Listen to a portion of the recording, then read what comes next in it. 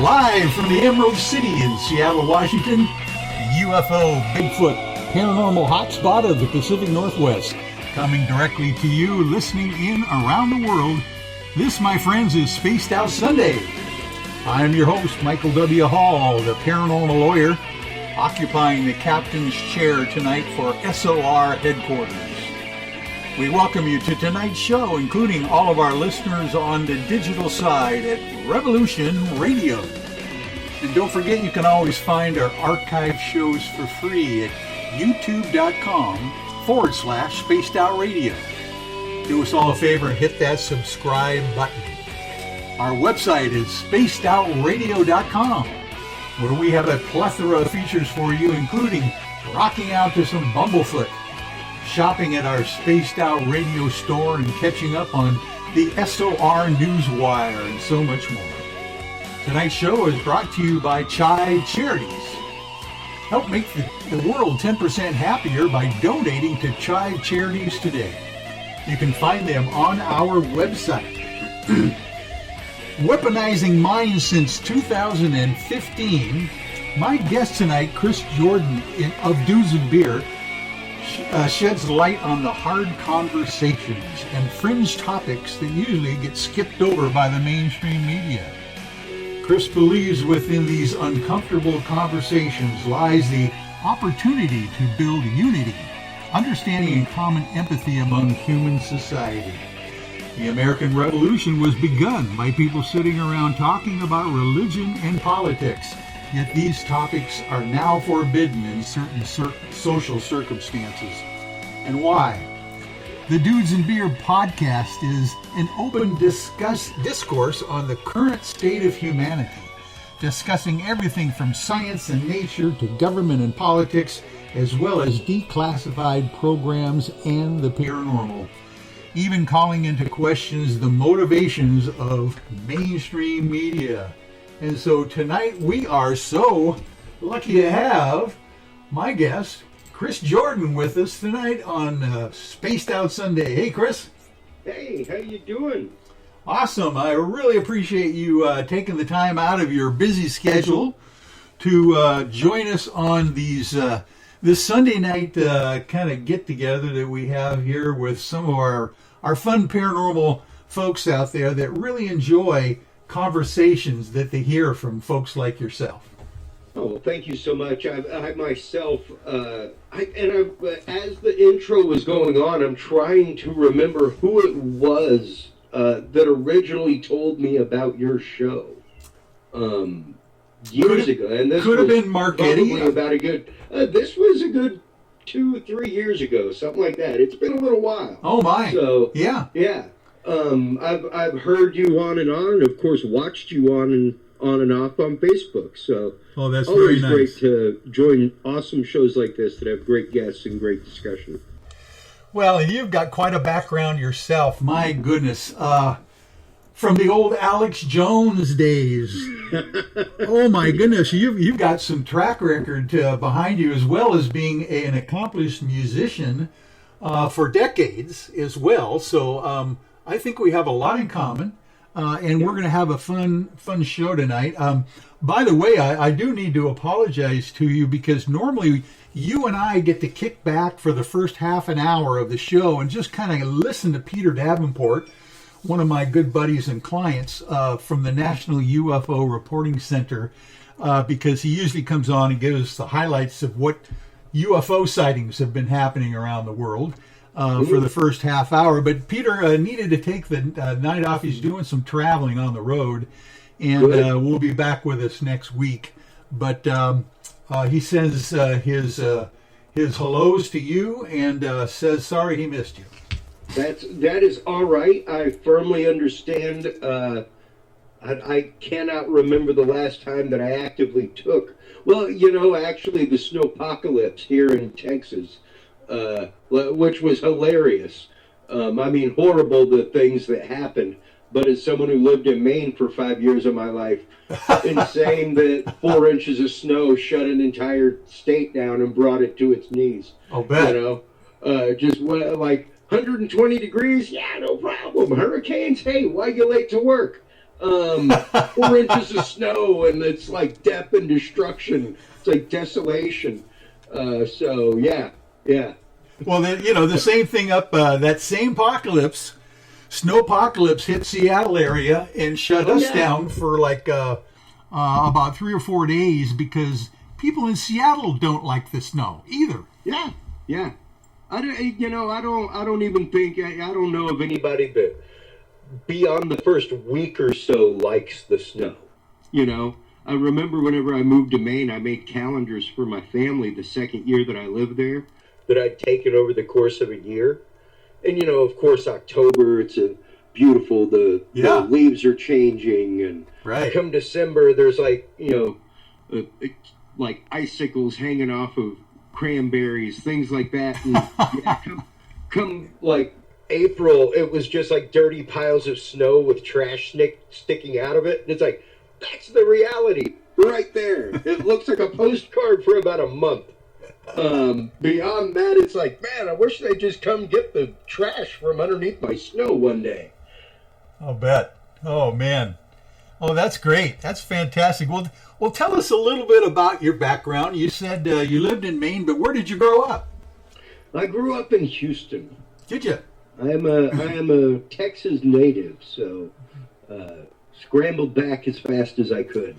Were you growing up during the space age, during the time that Houston was like on the map every day with all that stuff down there?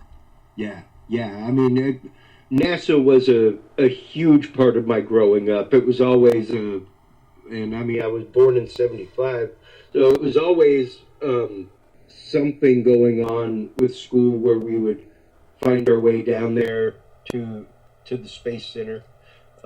It's a much larger tourist attraction than it once was. So, really amazing stuff. And, NASA became an obsession with me as a kid. Oh, wow. Yeah, I mean, it was just something that, with the space shuttle, everything else, it was, I mean, the same as any kid that was like 7, 8 years old whenever we were going to the moon, Yeah. It really was that moment of rebirth for the U.S. space program. So, exciting new things were happening. We were getting a new space station after the last one had been scuttled into the atmosphere. All kinds of stuff. Oh, I remember those days. I actually got to know and befriend Eugene Cernan, the last guy on the moon. And I was in a group called, I don't know, you might not even remember this, you're maybe too young, but it was called Up With People, and his daughter was in the group with myself, and we traveled around the world with a musical show. But it was amazing to be able to hear about, from firsthand, from someone whose family was involved in that whole program.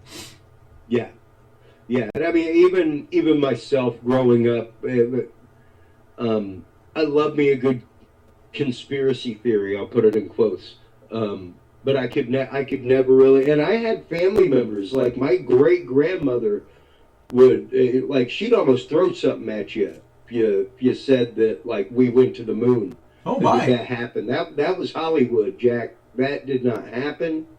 And she swore that up and down since the day it happened. Did she? Yeah, she was one of those. Did she actually know about the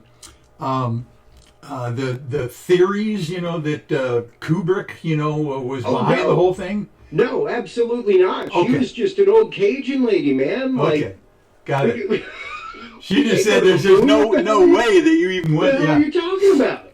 Got it. Like, we can barely fly in the sky. You're saying we're going to the moon? No. Well, you got to realize probably when your great-grandmother was born, 1903 is when they finally got the Kitty Hawk thing off the ground, Oh, yeah. The Wright brothers. I mean, she saw how difficult it was to fly. Oh, yeah. I mean, I don't even think she ever owned a car. Yeah. Fascinating. She was pretty well trolleyed around by folk in Louisiana. By the time I knew her, she lived in an old folks community, and people just brought her things and came and saw her and Pop Jack every day. You know? Yeah. Oh, that's great. What it sounds like you were raised with some great background and stories. That was your great grandmother and your grandparents, to say the least. So obviously you've got some history that you were able to live and experience, because not too many people get to know their great grandparents. You know. Yeah. It was a very unique experience getting to know them on my mother's side.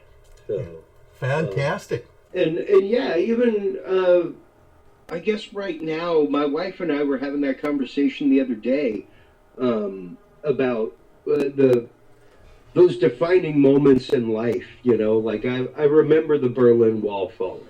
I remember the Challenger exploding. I remember the Cola Wars in the 80s. You know, oh, there you go. I got a great Coca-Cola. Even her concept of things, because I forget what it was recently that we watched, that she was like, my God, I had no idea that was such a good movie. And it was literally just the fact of, I'd seen it when I was about 8 years old, and she is about 4 or 5 years younger than me. So yeah, it was not something that was traveled in her side of the generation as much as it was mine. Yeah. Because we come from that straight pop culture generation. So yeah. Oh, that's funny. I have a Coca-Cola story that I'll tell you real quickly. I think you might enjoy this. One of my jobs in L.A., when I was struggling to make it famous, like it's, in clubs down there singing and acting and stuff, I worked at the Coca-Cola warehouse, big one, in L.A. And of course the headquarters was in Atlanta. And we get the thing that, oh my God, the new Coke is coming out. We're going, oh, we're all excited, And this was back in the 80s, and I'm going, new Coke? I mean, after what, 100 and some years, they're going to do something different with the recipe? People so mad. Oh, it was nuts, and we're going, okay, well, we'll go with it, We get our first shipment in, which is those boxes of syrup. You can punch them into those big old machines. And, bag in the box. And bag in the box there. And so we get all excited and put the first one in the machine, and we all toast each other and go, okay, here it is, and the new Coke. And we're going, oh my word, this has got a weird aftertaste or something, And so I'm thinking to myself, we work in the warehouse. We're not like, I figure, well, I'll get on the phone to Atlanta and say, what's the new calibration for the machines now that we got the new Coke? It's probably got a new recipe. Yeah, a new mix with the soda. A new mix with the soda, and the CO2. And I got on the phone with Atlanta. I go, hey, what's the new calculation for the machine on the new Coke? And he goes, there's nothing new. You just plug it and go. And I go, oh my gosh, we are in trouble. I mean, this guy goes, it's not going to be good. I told the guy, you got to be kidding me. Have you tasted this stuff? Now, here's the secret. This is the weirdest thing that happened. For 6 weeks, we went through this stuff, and we're going, well, maybe we'll get used to it, all that kind of stuff. We run out of product. They decide, okay, we're going back to the old Coke. Remember that? They decide, okay, that's enough. Now, they go back supposedly to the old Coke years later. This is after law school. I find this out. Years later, I found out that the guy who came up with the idea for New Coke was... everybody thought that they were losing millions and millions of dollars during this strange move. In reality, that guy was a genius, because what they did is they used that 6-week period to get rid of all the normal sugared Coke out of cane sugar, and they switched over to high fructose corn syrup, which was cheaper, a lot cheaper. And the issue was that Pepsi was cutting into their profits because they were able to be sweeter with high fructose corn syrup at the time. And the guy was a genius who came up with the plan, because when you went back to the old supposedly Coke, you were just happy to have it back. You were just happy to have something that tasted similar. And oh my God, I'm thinking we all were had. Yeah. Yeah, what a story. It really was an amazing marketing ploy in that right. Because, I mean, I remember people in my family were angry. Oh, yeah. And people were hoarding the old Coke. Mm-hmm. I mean, they would sell it on the black market. You know, it was like, wow. And of course, now you can buy, the Mexican Coke, which is the real cane sugar stuff, Not so much with the clear Pepsi, though. No. Anyway, that was my big awakening when I was a young man working in L.A. at the Coca-Cola warehouse. I'm going, wow. Holy, how do you switch over and save money on a big company that has had a recipe for over 110 years or whatever? Yeah.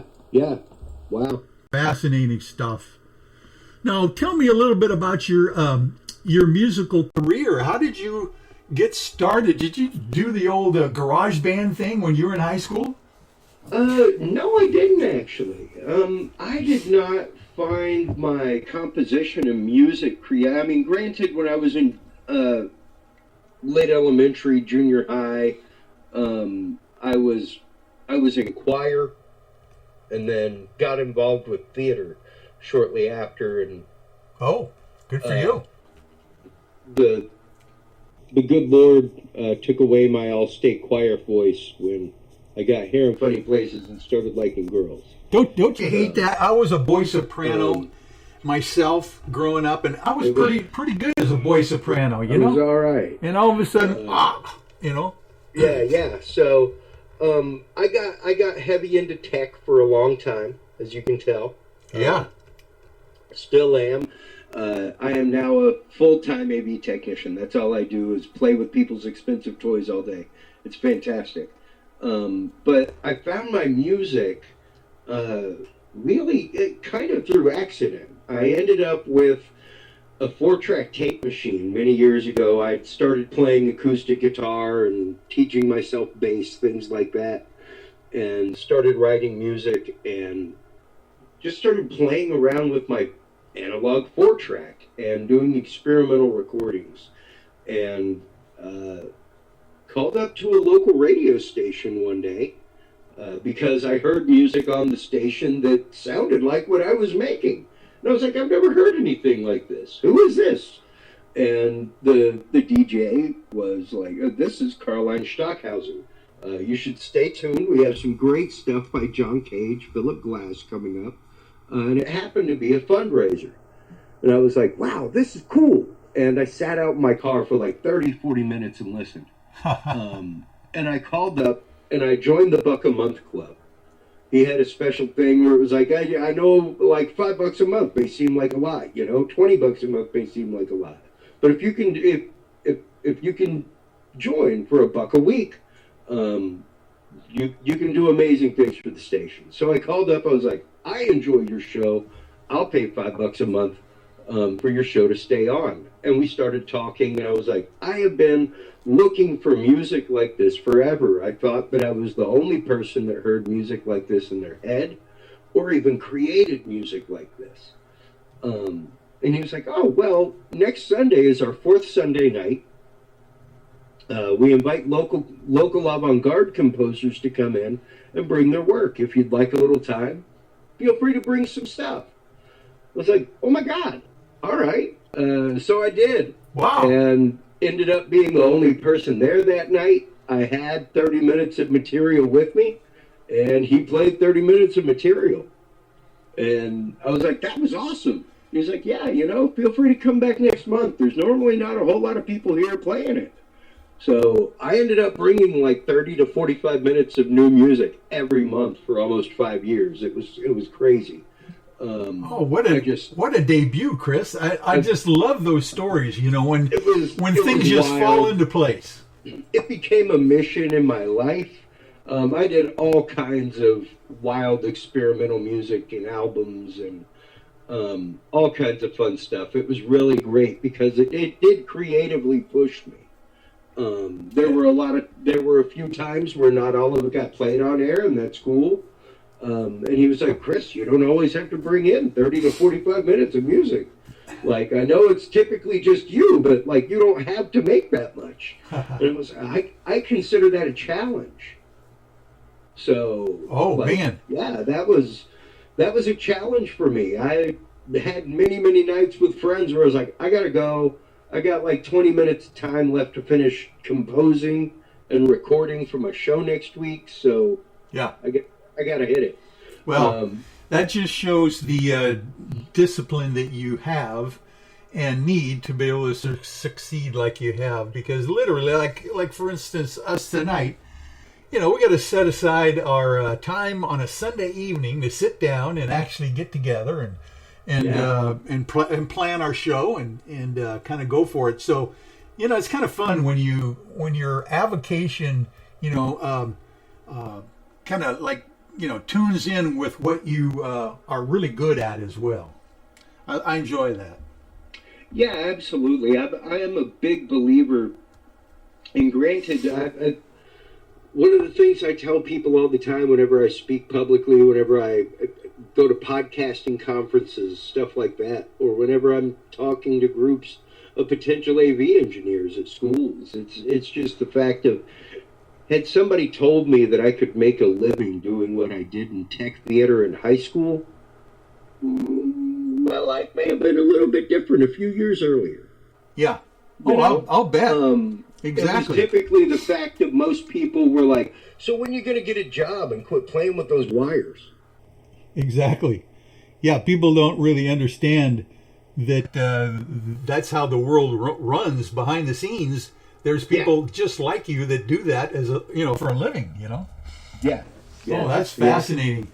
I was the kid in junior high school who figured out how to thread the 16 millimeter film through the camera, and so I got to be the AV cart kid that got out of class. I loved that. That was a good part of the program.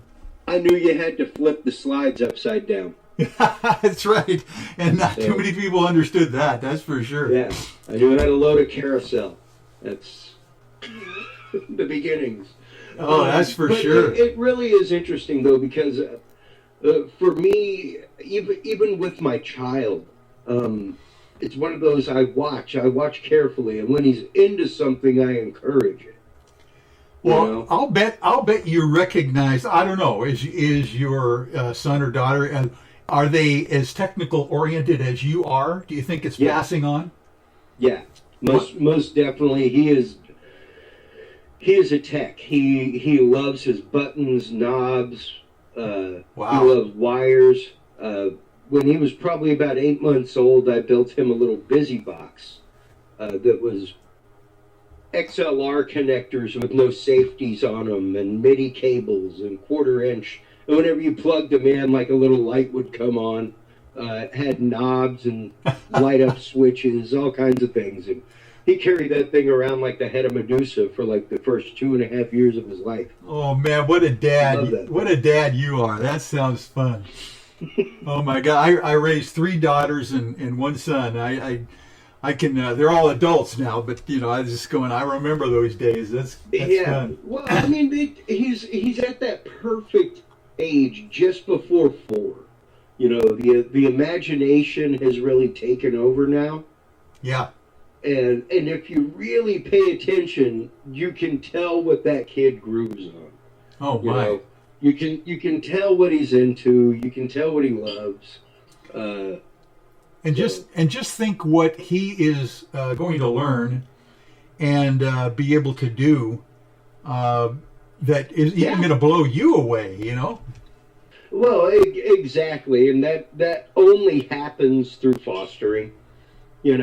That's why it's like I try to have as few no's as possible. It's always a conversation of "not yet, son." There are some hard no's. You start going toward the light socket, we're gonna talk. You start playing with fire, we're gonna talk. You start you start like tackling the cat, we're going to talk. But aside from that, it's like, no, you can't play with that piece of gear yet. But don't forget, you have this whole rack of gear over here that is non-serviceable that's yours. So have fun with it. And then he's like, oh yeah, I forgot about that. He comes over and he plays with the sliders and buttons there, and he's happy. Wow. That's exciting to watch that curiosity and ability grow in your own kids. It really is. It really is. One of my buddies, very, very good friend of mine, musical partner, Wes Goins, my previous musical project, whenever I had him and started sharing videos of him, things like that, he was like, he's just your biggest science experiment yet, isn't he, Chris? It's like, yeah, because it's really one of those, I'm going to build this box and see if he likes it. Good for you. Wow. Oh, that's exciting. Listen, before I forget, let's tell people how they can get a hold of maybe some of your music. Do you sell it, or how can they get a hold of what you do? Absolutely. The easiest way is to go to nodisassemble.com. The new album, like I said, is absolutely available and coming up available on March 9th. So, wonderful! Very exciting stuff. This is some of the first music that I have made, or at least released anyway, in the world of frequency therapy and brainwave entrainment. Oh yeah, we got to get into that. Absolutely. In the next half hour after our break, because I understand you have that ability to create music that is beneficial to our own psyche. Yeah, and it's really wild. I love it. I have been playing with entrainment for years and years, myself personally, and when I started delving into this as a musician, it really did change things for me. And once I started exploring it fully, even with this first album, Per ad somnum, that's coming out, which in Latin means sleep child. The album was actively made for my son Dalbus before he was born, and was music that he listened to in utero, as well as music that he listens to now. Oh my word, that's fantastic! In utero music, you were performing or creating an atmosphere for your own son. Well, in addition to that, it actively features Dalbus as well, and my wife, through the fact that in the underbedding of the music is embedded the sound of Dalbus's heartbeat and the mother's heartbeat in utero. Oh, so my! It really does like subliminally take you to a place of safety, comfort, relaxation. I can see your wife, you as a sound engineer, taking over her pregnancy, recording every part of it. But the doctor was pretty amazed when I was like, hold on, I just want to plug in my recorder to your device real quick. She was like, I didn't know you could do that.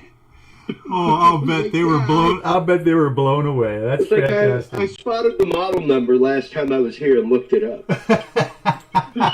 Oh, man.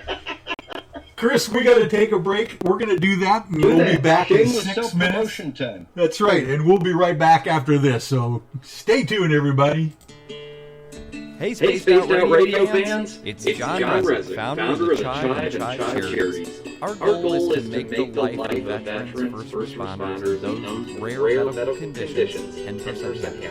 We do this by donating one grant item, ranging from dance and therapy programs to prosthetic limbs, to those who need it most. To contribute to Spaced Out Radio's official charity, head over to chivecharities.org and become a donor today. I'm feeling a little spicy tonight. What to do? Why not get Bumble fucked? 4 million Scoville units of pure hard rock. Bumblefoot hot sauces come in 3 flavors. The burning bumble, tone it down a bit with Bumblicious, and throw the sauce on everything. Spicing up. Bumble me, baby. Bumblefoot hot sauce. Get it today at kajanas.com. At spacedoutradio.com, we are keeping you up to date on all the news with the SOR Newswire. Captain Shirk leads the team that is bringing you the news of the day and exclusive stories on everything paranormal and supernatural. It's free to read, it's updated daily, and it's right there for you. The SOR Newswire is a one-stop shop for the news of the day. Check it out at spacedoutradio.com today.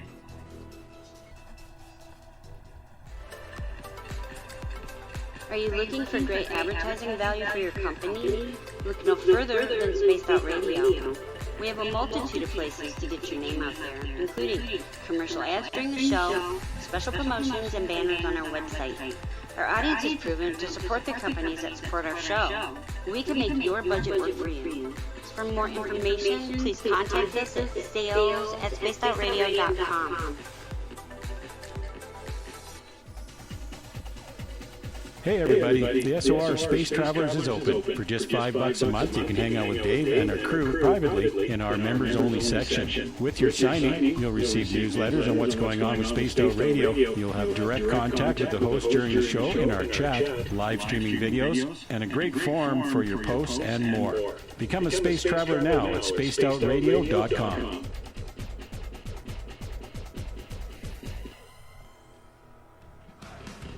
Are you addicted to the woo? Good. Me too. This is Dave Scott, and you can woo it up with me every Monday through Friday, starting at 9:06 Pacific, 12:06 a.m. Eastern, for 3 hours of great entertainment in the subjects you love. UFOs, ghosts, cryptids, intuition. Yes, we hit it all 5 days a week. Look for us at spacedoutradio.com. We're together, my friends.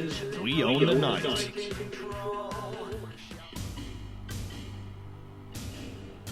You wanted new SOR gear, and now you can have it. The SOR Vault is fully stocked with t-shirts, hats, hoodies, mugs, and everything in between, with great logos for you to choose from. So head on over to spacedoutradio.com, click on the SOR Vault, and go shopping. Pricing is quite affordable, and you can look good representing your favorite show. So go to our website and pick up your new SOR wear at the SOR Vault today. Need that weekend's supernatural fix? Look no further than Spaced Out Saturday, right here at spacedoutradio.com. I'm Stacey Edwards. And I'm John Edwards. Each Saturday night, Stacey and I are going to bring you the best in paranormal, cryptids, UFOs, you name it, and we're going there. It's all about the experience and to share the knowledge with all of you. So tune us in every Saturday night on Spaced Out Saturdays, starting at 9:06 p.m. Pacific, 12:06 a.m. Eastern, only at spacedoutradio.com. From the heartlands of Canada to beards around the world, we know how to take care of you. Fill your follicles with the Mighty Moose Beard Oil. All our oils and balms are handmade and 100% natural ingredients because we care about your beard. And hey, use the promo code SOR2019 and get your Mighty Moose Beard Oil today. You can check us out on our website, mightymoosebeard.com.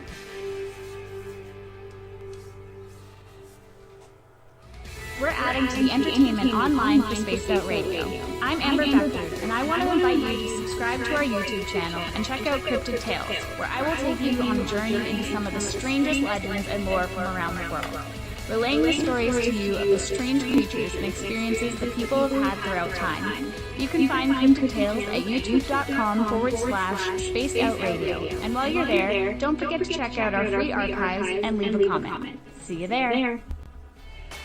Cold drinks, great food, and the best music in Vancouver.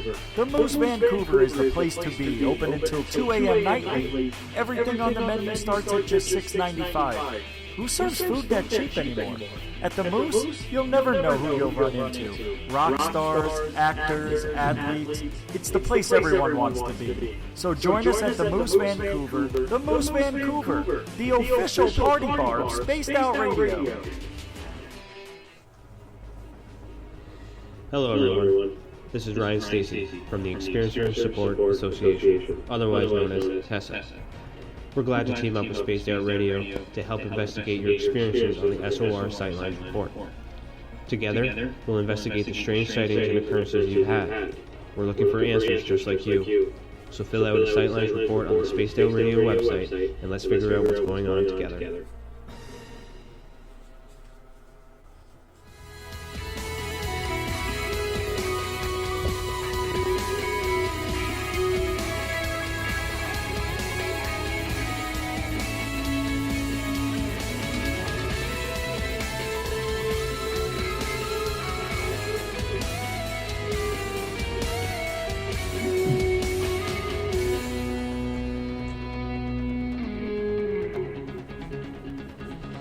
And we are back with Chris Jordon on Spaced Out Sunday. Boy, we just got kicked off on a first segment that was tremendous, and we're going to now get into some of the details. But you know what, Chris, before I get any farther, I think you've got to explain to me, and maybe our audience as well, how did you and your lovely wife come up with this unique name for your son? Oh, Dalbus. Yeah. That is actually courtesy of my grandfather, Dalbus. Oh, my. I just decided in the middle of 2020 to saddle my child with a Depression-era Cajun name. That's all. Oh, that's great. That's great. Okay. Which, I mean, of course, whenever all my Cajun family heard it, they were like, "Oh, my God, I can't believe you gave him your grandfather's name." I'm like, of course I did. I'll bet. That dude was like my idol. Like, if you wanted something, he could make it. Is that right? That's just how it was. Yeah. Like he probably put his initials on it somewhere. Well, I think your son will probably be proud of that. Being unique, I'm sure, probably the rest of his life. That'll be great. Yeah, absolutely. I'm sure he'll love it. Yeah, having to spell it. Teased in any way, shape, or form. always like mine isn't quite as bad as that, but I remember growing up, I was always Mike Hall. Back when you're a kid, it's always short. Mike. Yeah. But in school, they had just stand up. What's your name? Mike Hall. And I'd always get this, Michael what? Yeah. No, Mike Hall. Michael what? And so I had to go to the Michael Hall for them to understand that was my first name, Michael. Yeah, see, I went to school right as computers started being used for everything, and, well, most name spaces were only 8 characters. Ah. So I got Christoph at the beginning of every year. I'll bet. Christopher. Christoph. Yeah, which throws you into a whole different thing, Yeah. It's like, don't pigeonhole me like that. Oh my goodness! You're all of a sudden a foreign exchange student. Exactly. Yeah. Well, tell us a little bit about now how you got into this entrainment theory. Was it because you came across the Monroe Institute stuff way back when, or how did you get started in that? I have always been a studier of esoteric things, just interesting things that were on the sideline of veins, witchcraft, amulets, folklore, that kind of stuff. And now, with your Cajun background, I'll bet you had some people in your family who were probably historically into that stuff too. Oh, sure. Yeah. For me, it was, I guess, what really got me into the hemisync process, that kind of thing. I'd gone down a rabbit hole for a few years of subliminal psychology, and the concept of subliminals, what they were used for in film, all kinds of things. And while researching that and just deep diving and nerding into it, that is where I first started hearing about the concept of entrainment, and about the idea that while your brain may not stay in that state, it will at least join that state for a little while. And the more you join that state, the more readily your brain will enter that state. So you're actually training yourself to be able to interface a lot easier. And granted, you probably heard a lot as a kid, the whole concept of that TV is going to rot your brain, Yeah. Well, what's funny is that those TVs actively flickered at, a certain rate. And Yeah. that flicker rate is actively known to hypnotize people. Yes. Yeah, exactly. So that 60 hertz flicker rate that's there will absolutely put you into a ready state of relaxation. Well, talk about the subliminal messaging. That's exactly what they do. Well, and granted, not necessarily in the way that the film industry used to, where you were watching a newsreel and then it blipped up like drink Coke for one frame out of 30. Yeah. But really more the fact of, because you're in that relaxed state, you're a little bit more susceptible to what's sold on you in the commercial. And they really don't even have to put in a subliminal at that point. Yeah. It's the fact that you're already in that relaxed, almost hypnotic state.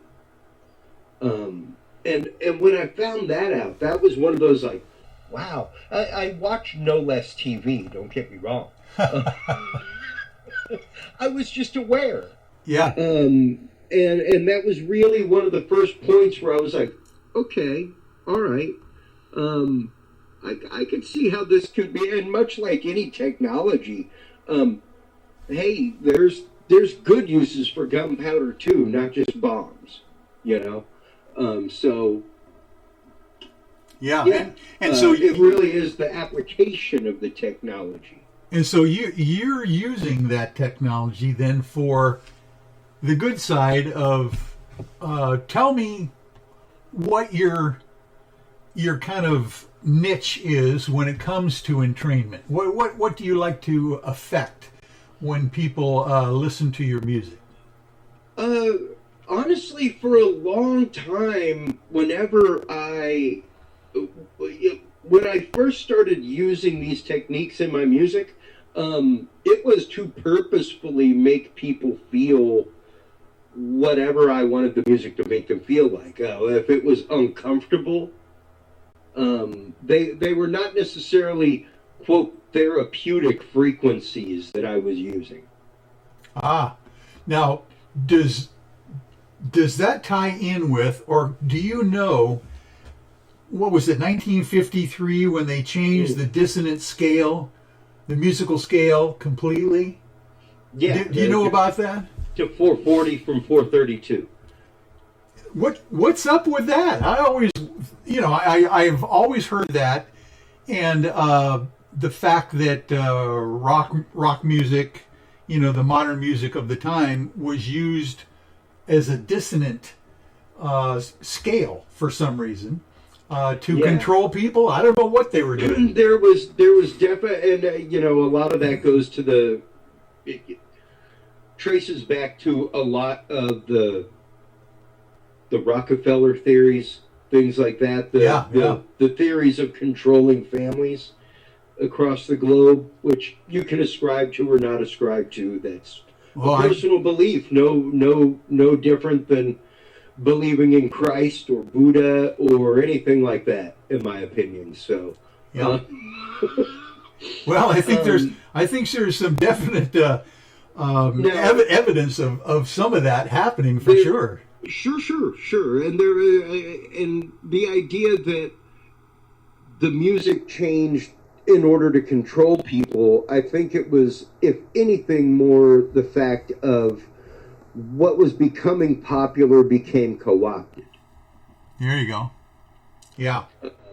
And there's honestly, there's been more than one time in history where maybe not it becomes the movement of everything goes that way, but there's been more than one time. I mean, a prime example would be if you look at Gregorian chant. things like that. That is written in a totally different scale than normal music. Oh, wow. That's very interesting. It's written on a totally different staff than normal music. Interesting. So instead of a treble clef or a bass clef, it's something totally different. Yeah. Yeah. It's I didn't realize the that. way it's notated is slightly different. So it would not be the first time that a movement like that had happened, where something peculiar happened. But was it something that was definitely latched onto message-wise? Something that was definitely perhaps latched onto as a means by which to move the masses? Sure. Absolutely. Yeah.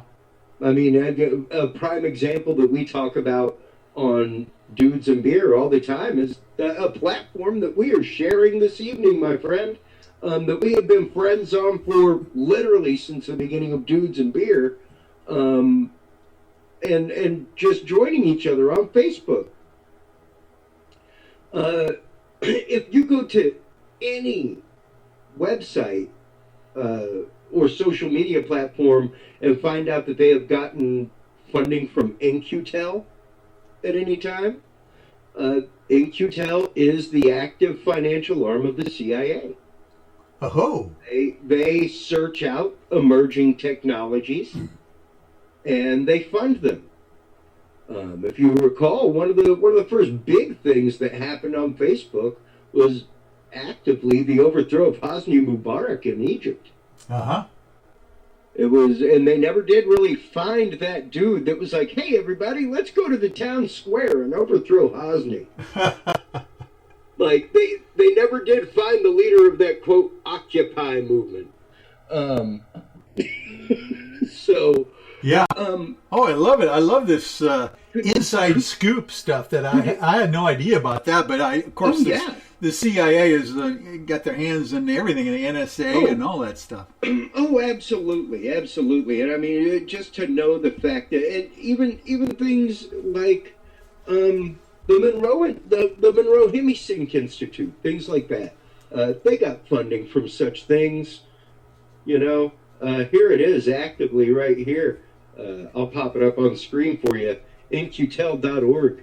Innovation on a mission. Visionary startups. Dedicated government professionals. NQ leads from the center of this matrix, connecting cutting-edge technology, strategic investments, and purpose to enhance and advance national security for the U.S. and its allies. There you go. Wow, that's very interesting. Those are some of the funders behind things like Facebook and Twitter and Niantic Soft, who made Pokemon Go. Yeah. Really, really wild stuff whenever you start digging into it. It's really interesting. I was actively watching the new Stephen Greer documentary today. I don't know if you've had a chance to video that yet. Of course. On the Amazon.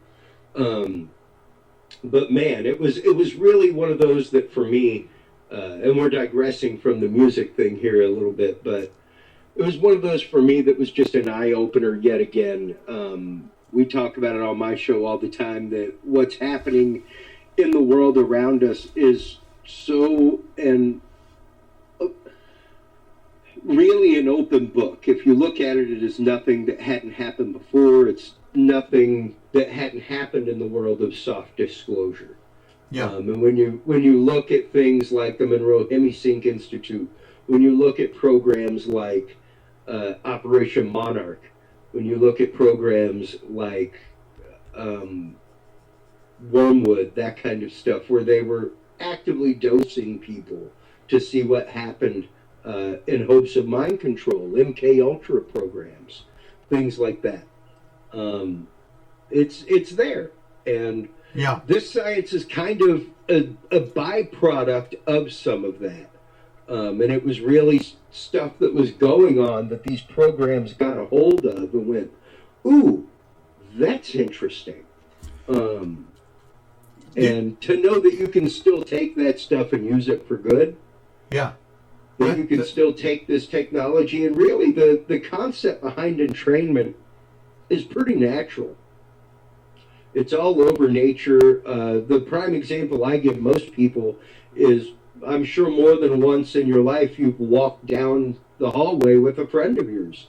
And you may have started off on opposite feet, but eventually you land on the same foot at the same time. And you keep on the same foot on the same time for a little while, then you fall out.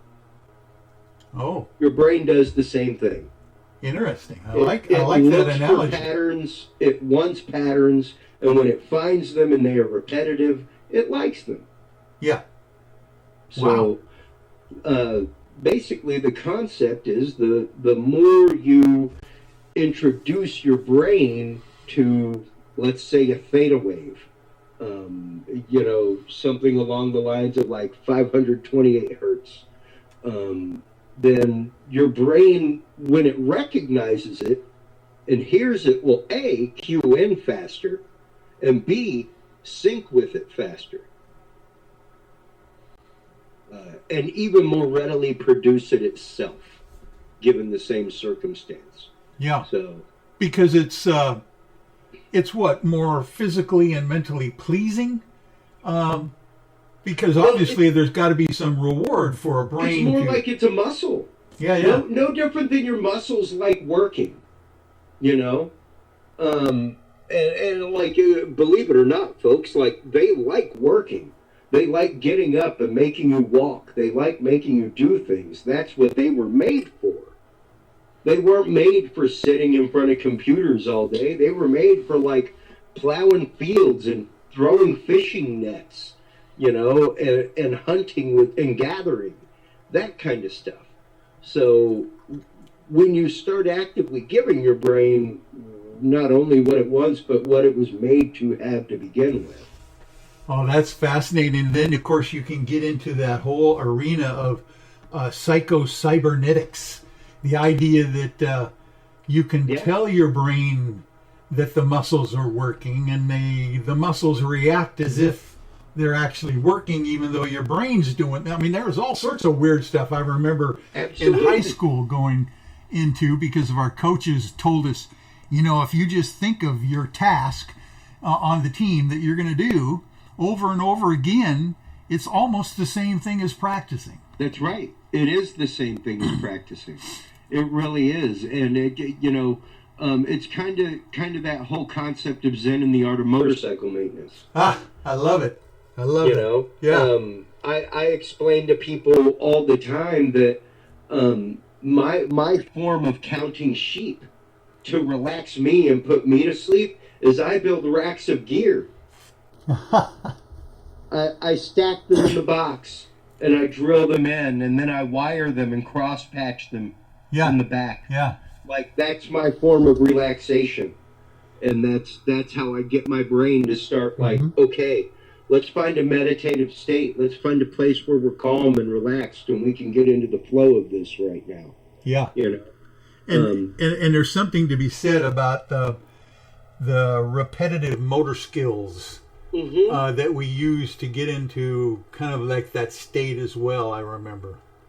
Well, even for tonight, because you're on late, Michael. Yeah. Especially for you. I'm in the central time zone. It's not that I'm not a night owl. It's one of those things of, if I'm not typically in bed by 11 o'clock, I'm going to be up till 3 a.m. Yeah, yeah. Like, my brain will kick into the next mode and into the next project, and I'll just smooth keep going. Yeah. So, yeah, I can look forward to a late night, but it's going to be a fun night. It's going to be a great night of creation for me. And that's good. That's really good that you can prepare yourself for those stints of creativity, Well, you really, really have to, because you've got to be able to make the time for creativity, number one. It doesn't necessarily, when it comes, it just comes, and you better be ready for it. That's why painters, artists, that kind of stuff have like a studio with their medium ready to go. That's why I have this. All I have to do is hit one power button at the top, and all the synthesizers behind me are on. They're ready to go. Do you have a schedule you like to, like, for instance, some writers, they have to write in the morning or they have to write in the evening. Do you have a schedule you like to adhere to? I'm getting more into a schedule, and that's mainly because I have so many irons in the fire, Michael, between owning a podcast network, owning a podcast consultancy. I host 3 podcasts. I own an AV company. I am a freelance AV technician and build websites for people and do audio video production. And then I make music. And it was literally about a month ago that I was sitting on the couch with my wife. She was watching a show, and I had my tablet on and a drink, and I was making a to-do list, and no, disassemble that, dudes and beer this, oh, don't forget about talking sound. And I got up, I came to the back room, and got sidetracked and got busy wiring something for about 10 or 15 minutes and went, okay, we were doing a to-do list. And I went back to my to-do list, and I looked at it, and I was like, no wonder I come back to my office and it's like, I know I have things to do. What do I have to do? There's so many irons in the fire that I forgot what the rotation was. So I literally sat down and said, Sunday is family. Monday is no disassemble. Tuesday is dudes and beer. Wednesday is talking, like laid out one for each. And it was like, I cannot stray.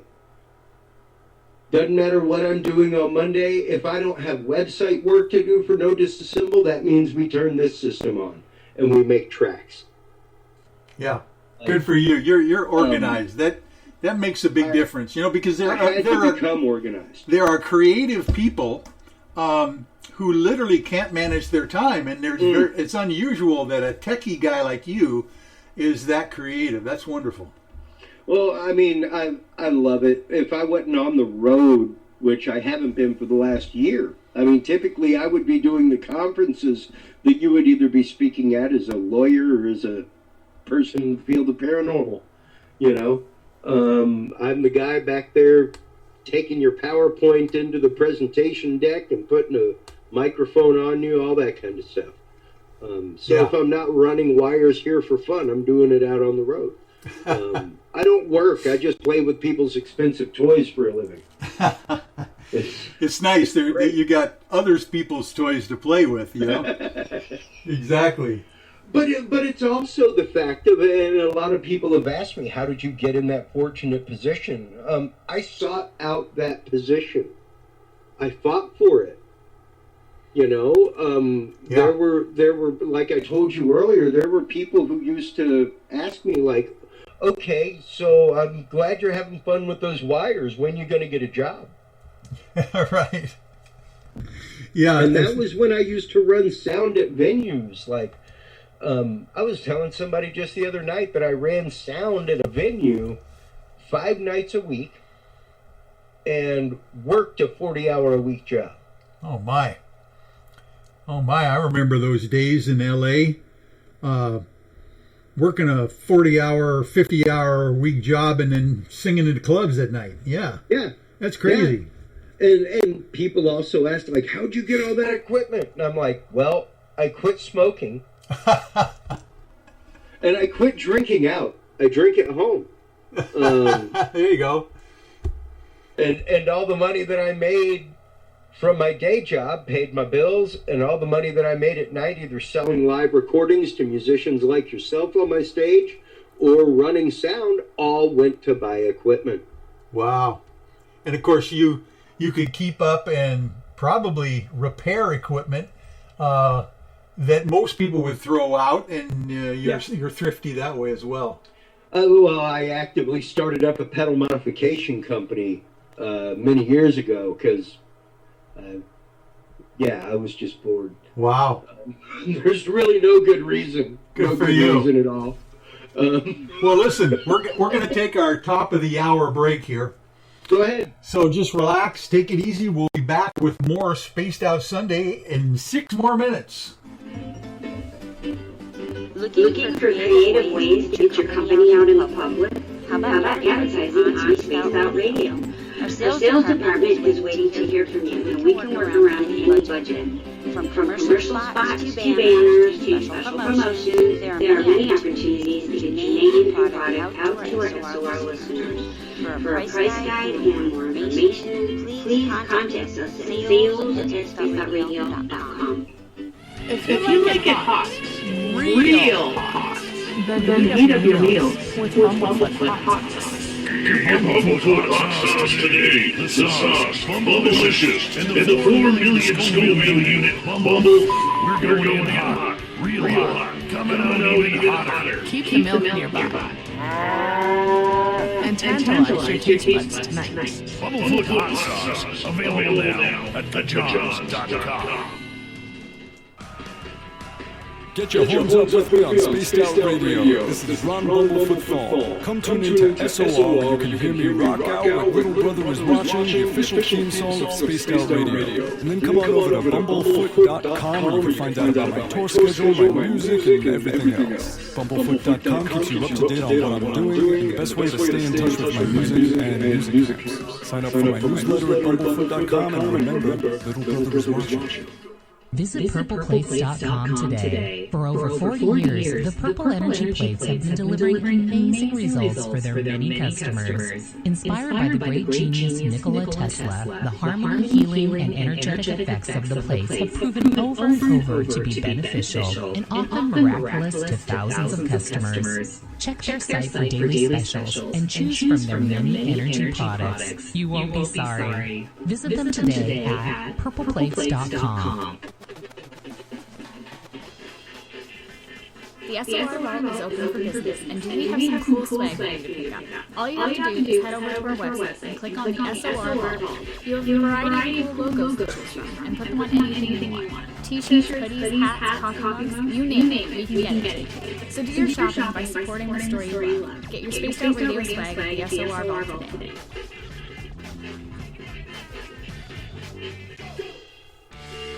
Hey everyone, I'm John Edwards. And I'm Stacey Edwards. Together we're taking over Saturday nights on Spaced Out Radio, where we're going to bring our own experiences of the paranormal and talk to the best people we can find to help bring you answers to your strange tales. We're here to entertain your need for weekend. Woo! So tune us in at spacedoutradio.com starting at 9:06 Pacific, 12:06 a.m. Eastern, where we can all get a little spooky together. Spaced Out Saturday nights right here at spacedoutradio.com. We are scouring the world for the most intriguing stories of your day. Take the time to read up on the SOR Newswire, where our team, led by Captain Shirk, will deliver to you some of the best paranormal and supernatural news, along with some stories that will blow your mind from the weird to the wacky. It's the news outside the news that piques interest, and that's what we're looking to deliver to you. The SOR Newswire, only at spacedoutradio.com. We all know on Spaced Out Radio we love a good beard and mustache, so why not take care of your facial hair with Mighty Moose Beard Oil?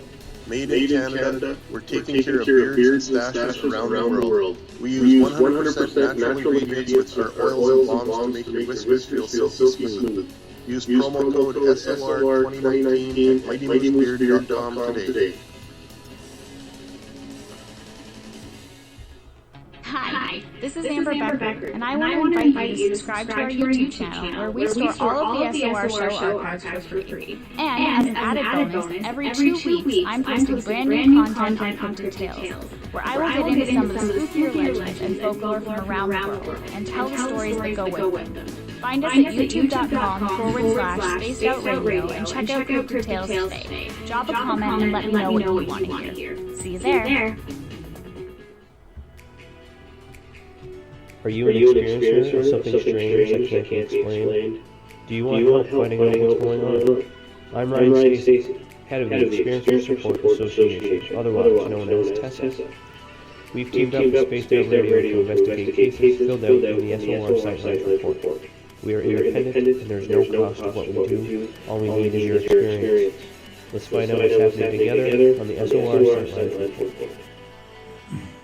Hey, Space Travelers, this is John Resnick, founder of the Tribe series. If you know anything about our website, you know we like to do things a little different. We're not some faceless organization collecting money for a fabulous cause. Our donor develops those records with life-improving items. Then we give those items directly to an underdog who needs it most. To become a donor to Spaced Out Radio's official charity, Chive Charities, just go to chivecharities.org/donate. For the price of one cup of coffee a month, you can become an SOR Space Traveler. The Space Travelers Club is a place where you can interact with other listeners, either live during the show or on our great forum. We want your stories, pictures, comments, and ideas. You'll get live video streams, exclusive content, and be a part of our newsletter. Stay in touch with everything SOR. The Space Travelers Club is just $5 a month at spacedoutradio.com. Hi there, this is Dave Scott, and I'm bringing you the Woo every Monday through Friday on Spaced Out Radio. I'm going all out to bring you the strangest, oddest stories and subjects I can find for your entertainment. Why? Because when we hit peak Woo, I know I've done my job. So come tune us in at spacedoutradio.com, 9:06 Pacific, 12:06 a.m. Eastern, and together, my friends, we own the night.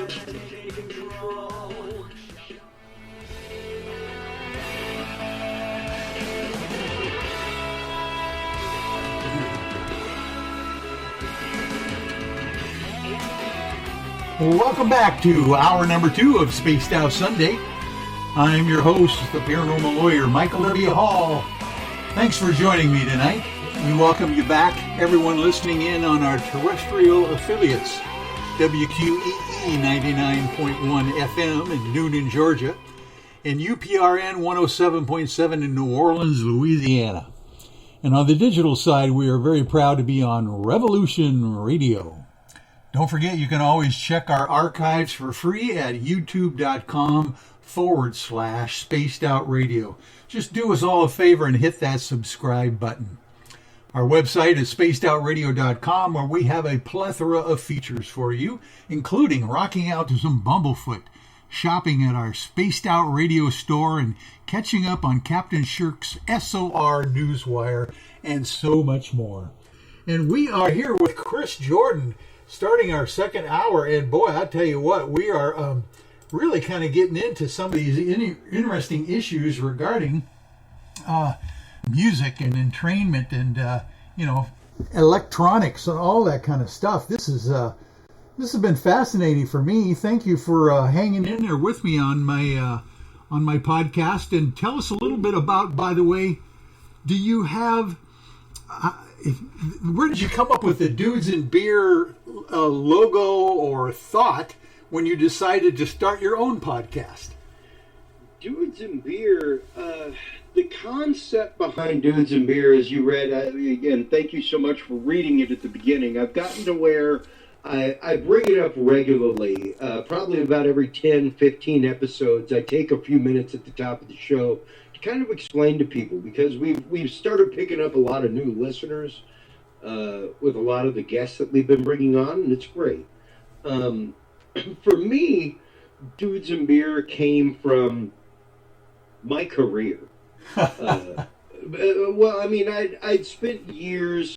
My first year in college was spent as a Roman Catholic seminarian. I spent years after that as an assistant youth minister. Oh, my! Good for you. Teaching music, religion, things like that to youth, junior high and high school, and even adults, in adult formation.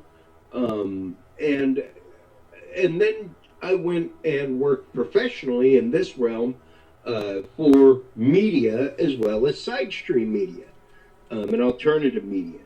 And noticed that I'll bet you would have been very handy at the local church, trying to get all of that electronic stuff to work, for the pastor, right? Mm-hmm. Yep, you were the guy. One would think so.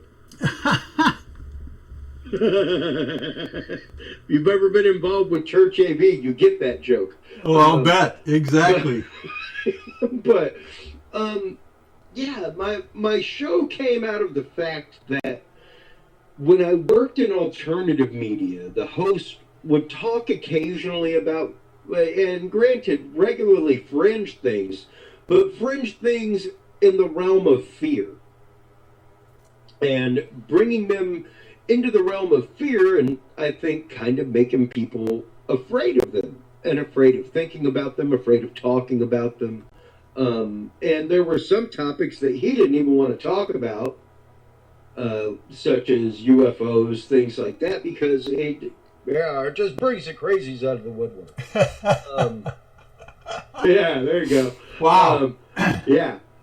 So for me, having worked in the mainstream media and having worked with sidestream and alternative media, to know that neither one of them recently covered the fact that CERN created matter out of light. Exactly. Like, dude, not that I don't care politically what's happening. Politics is important, all right? But dude, they created matter out of light. That's, how people... How is that not a we just landed on the moon moment for humanity? Yes, people kind of skipped over that. They didn't understand the import of that. Well, and that's the thing, is if you follow print media and follow a good 5-6 sources, 2 or 3 of those from outside of this country, you may have caught it. But if you just follow what you listen and hear on TV and the radio, chances are you missed that, Jack. You missed that hard. Yeah. And it's kind of unfortunate. And that's an uncomfortable conversation in and of itself to have. To even have that revelatory conversation with somebody. And my job was to find the stacks of news every day. That was my job, because my host did a very particular thing, and it was his shtick, and make it no mistake, it's a shtick. His shtick was to read stacks of news, put them through the lens of history, and then extrapolate to the worst case scenario. Yeah. Now, you remove that last part of extrapolating to the worst case scenario,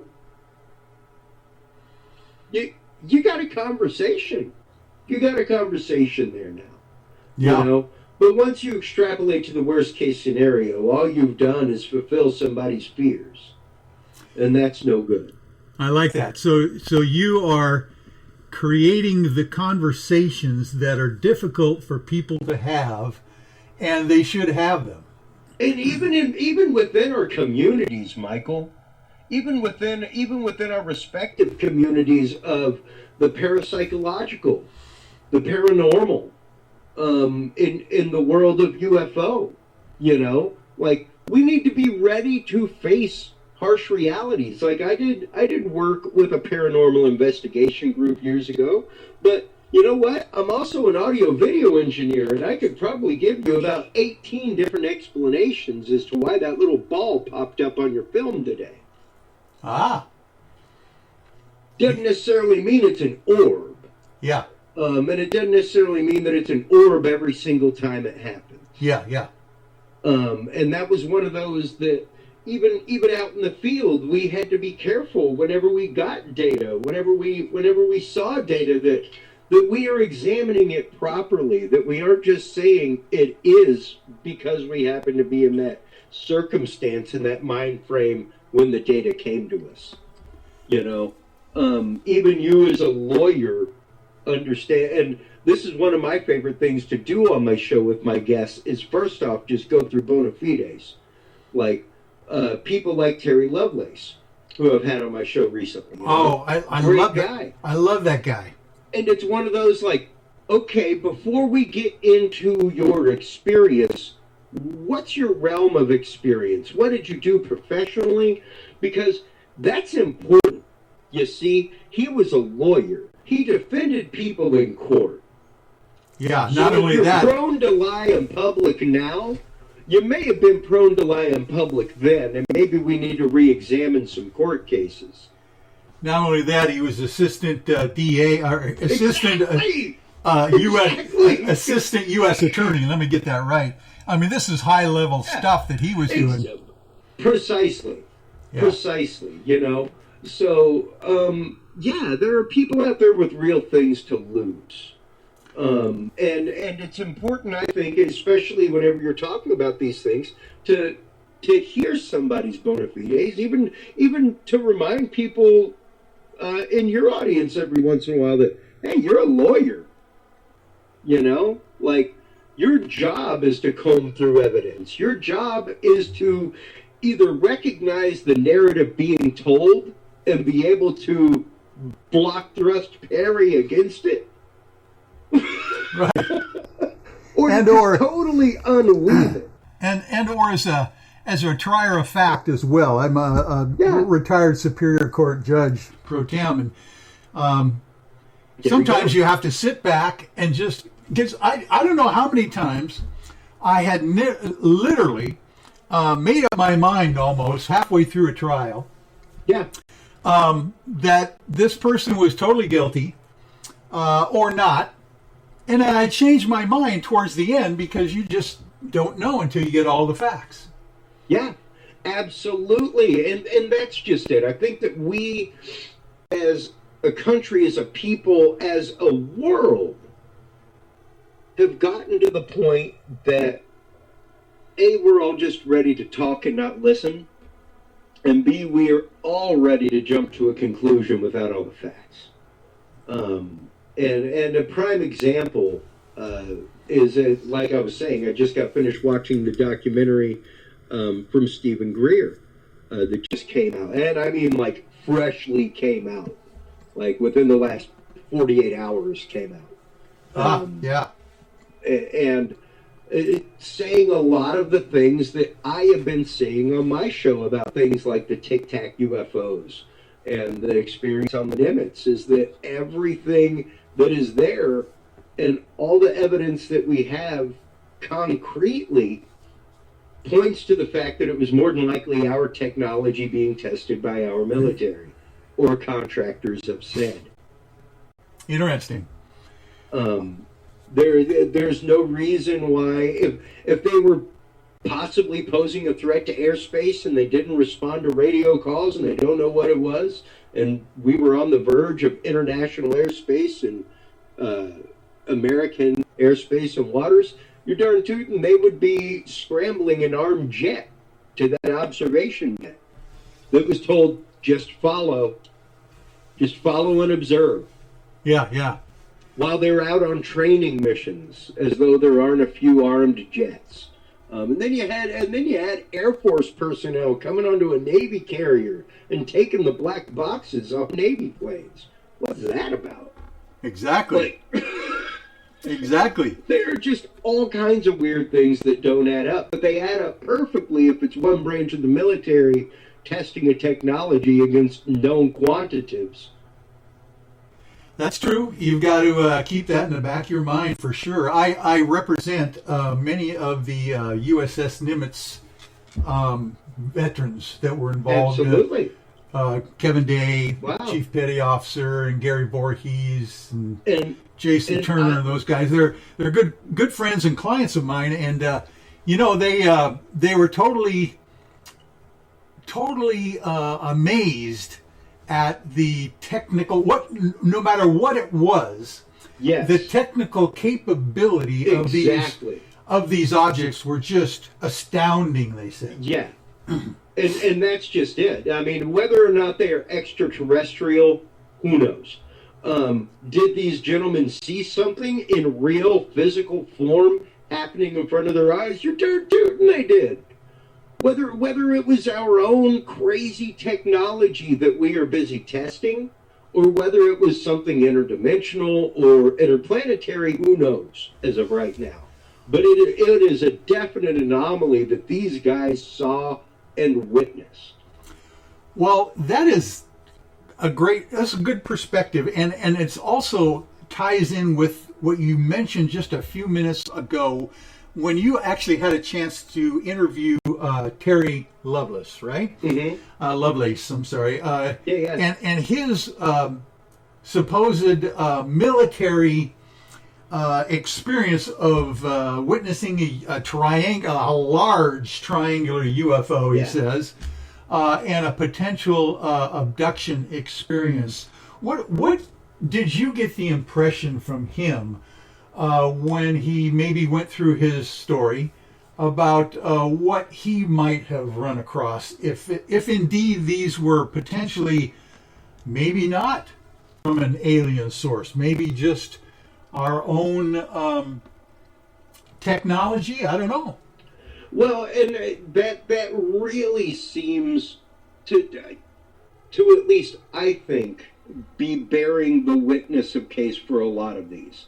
And for a lot of the triangular craft sightings over the many years, things like that, there are known patents out there. The patent out there for the Alcubierre white warp drive mentions a triangular shape, all kinds of stuff. So, the TR3B and David Marler's book, about all the triangles and stuff. Yeah, you're right. And what people forget a lot of the time, Michael, is that there is no law that precludes the federal government or contractors thereof from experimenting on the American public.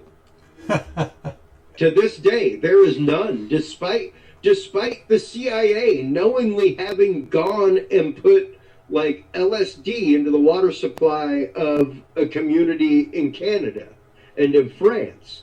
Despite knowing these things have happened, despite the syphilis experiments with the Tuskegee experiments, all kinds of stuff, we still have zero law that prevents the federal government or contractors thereof from performing experiments either over our heads, with our water supply, what have you. And you can take that down any conspiratorial rabbit hole you like. That's neither here nor there. The fact is that there is no law. So if you want to go change something, go change the fact that there's no law that prevents this experimentation. Because until then, these people can fly experimental craft over our heads all day long. They can use every bit of data gathered. They could use every bit of radio transmission gathered, radar data, what have you, military, civilian, it does not matter. The swath is theirs. A great example of that, Chris, is this recent United Airlines commercial flight that reported a large cylindrical object streaking by its cockpit just recently, last week. Yeah. In New Mexico. No denial from United Airlines. And quite honestly, I am happy for the fact. I know probably now two. One is retired that I know, but I at one time knew 3 commercial airline pilots. And they have never divulged anything to me. Boys, if y'all want to talk, you can see the decanter. You are always more than welcome to the libations in a crazy straw, and we'll talk. Wouldn't that be great? But I know that they have told me, no way, dude. If I saw something, I would tell nobody, Jack. I wouldn't have a job tomorrow. Yeah. They'd be drug testing me in 10 minutes. Well, and that's the interesting aspect of what we're seeing now, because indeed, if Commander Fravor, from the Navy, and these guys are actually getting away with reporting Tic Tac UFOs, whatever technology it is, and then all of a sudden, I'll tell you what happened on this last one. My client Peter Davenport got a call from the FAA directly, informing Peter of this United Airlines flyover of the UFO before anybody knew about it. And then we broke it on my show on that Sunday night. And it's amazing to me now that the FAA is actually communicating directly with guys like Peter Davenport from the National MUFON. With MUFON and stuff like that. And the pilots are not getting hammered by it. Yeah. That's weird. Well, number one, I think it's great. I think it's fantastic because they're some of the most trained observers that we have, and quite honestly, in the air about I don't know, 10, 20 times more than your average military pilot. So, it's one of those, like, if you're going to take reports from anybody, those would be some really solid observers to get them from. We know they can't be drunk anymore. Yeah, exactly. Matter of fact,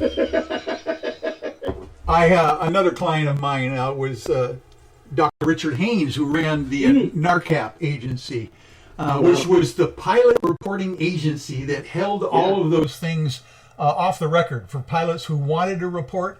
He says that he had over 3,000 reports in his AirCat reporting system of pilots around the country, military and commercial and private, who literally saw stuff that they could not explain.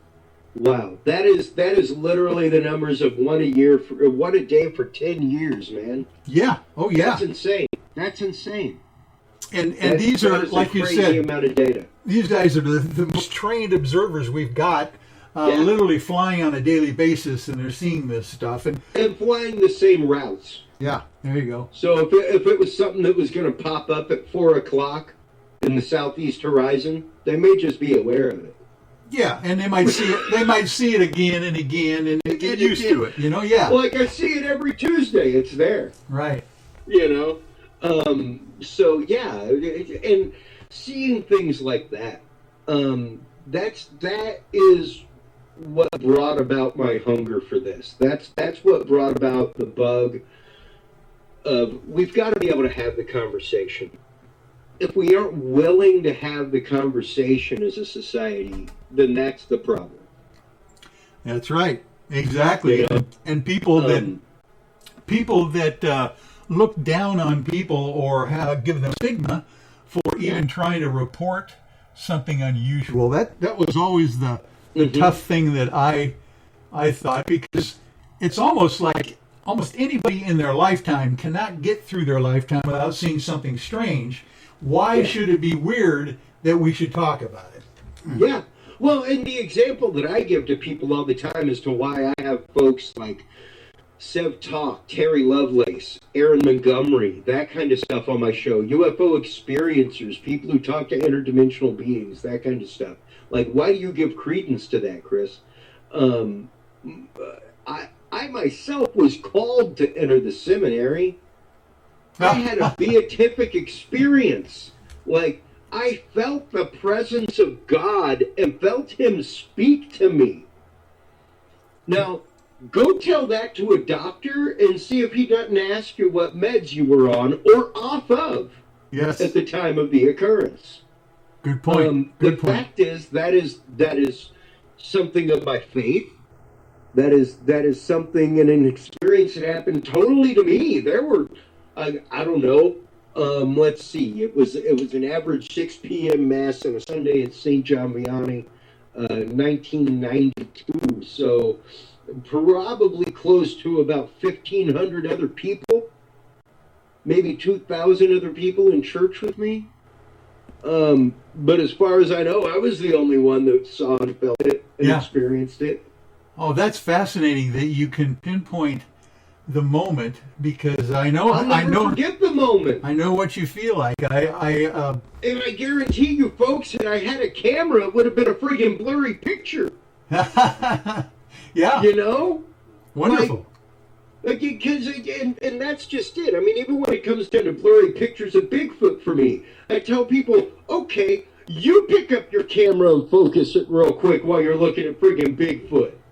Yeah, exactly. I don't care how long you've been doing it. I do it for a living. When it comes to moments like that, like adrenaline takes over, things happen. Oh yeah. You know? It doesn't matter what your rote memory is. You are in a different experience in a different moment. Oh yeah. That's why first responders, police officers have to train and train and train. That's right. Yeah. To where it becomes literally just a reflex. You don't think, you just act. Yeah. Fascinating. Oh my. We have got to take another break here at the bottom of the hour. This is good. We'll make money. We're doing good here. I'll tell you what. We'll be right back, folks, with more Sunday. Right back. cold drinks, great food, and the best music in Vancouver. The Moose Vancouver is the place to be, open until 2 a.m. nightly. Everything on the menu starts at $6.95. Who serves food that cheap anymore? At the Moose, you'll never know who you'll run into. Rock stars, actors, athletes. It's the place everyone wants to be. So join us at the Moose Vancouver. The Moose Vancouver, the official party bar, Spaced Out Radio. Hey, Space Travelers, this is John Resnick, founder of the Tribe Charity. If you know anything about our website, you know we like to do things a little differently. We're not some faceless organization collecting money for a nebulous cause. Our donor dollars go directly to life-improving items. Then we give those items directly to an underdog who needs it most. To become a donor with Spaced Out Radio's official charity, Tribe Charities, just go to tribecharities.org/donate. Hello, this is your guitar man, Ron Bumblefoot. I have to tell you, I love the response I get from little brothers watching Spaced Out Radio fans. It's amazing how music can inspire and make people think deeper about what's going on in the supernatural world. You can head over to my website, bumblefoot.com, to check out my music, my guitar workshops, my touring, even check out some of the hot sauces that I'm working on. And make sure you keep on listening because Spaced Out Radio, you know little brothers watching. We're adding entertainment online to Spaced Out Radio. I'm Amber Becker, and I want to invite you to subscribe to our YouTube channel and check out Crypto Tales, where I will take you on a journey into some of the strangest legends and lore from around the world, relaying stories to you of the strange creatures and experiences that people have had throughout time. You can find Crypto Tales at youtube.com/Spaced Out Radio. And while you're there, don't forget to check out our free archives and leave a comment. See you there. Hey everybody, the SOR Space Travelers is open. For just $5 a month, you can hang out with Dave and our crew privately in our members-only section. With your sign-in, you'll receive newsletters on what's going on with Spaced Out Radio. You'll have direct contact with the host during the show in our chat, live streaming videos, and a great forum for your posts and more. Become a Space Traveler now at spacedoutradio.com.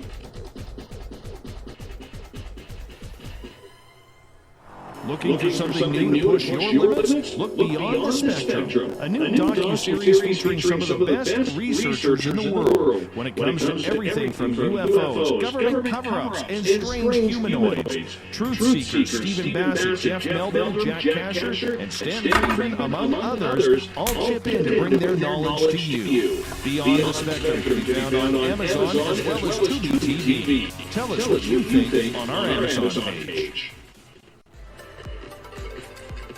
Are you looking for great advertising value for your company? Look no further than Spaced Out Radio. We have a multitude of places to get your name out there, including commercial ads during the show, special promotions, and banners on our website. Our audience is proven to support the companies that support our show. We can make your budget work for you. For more information, please contact us at sales@spacedoutradio.com. At spacedoutradio.com, we are keeping you up to date on all the news with the SOR Newswire. Captain Shirk leads the team that is bringing you the news of the day and exclusive stories on everything paranormal and supernatural. It's free to read, it's updated daily, and it's right there for you. The SOR Newswire is a one-stop shop for the news of the day. Check it out at spacedoutradio.com today.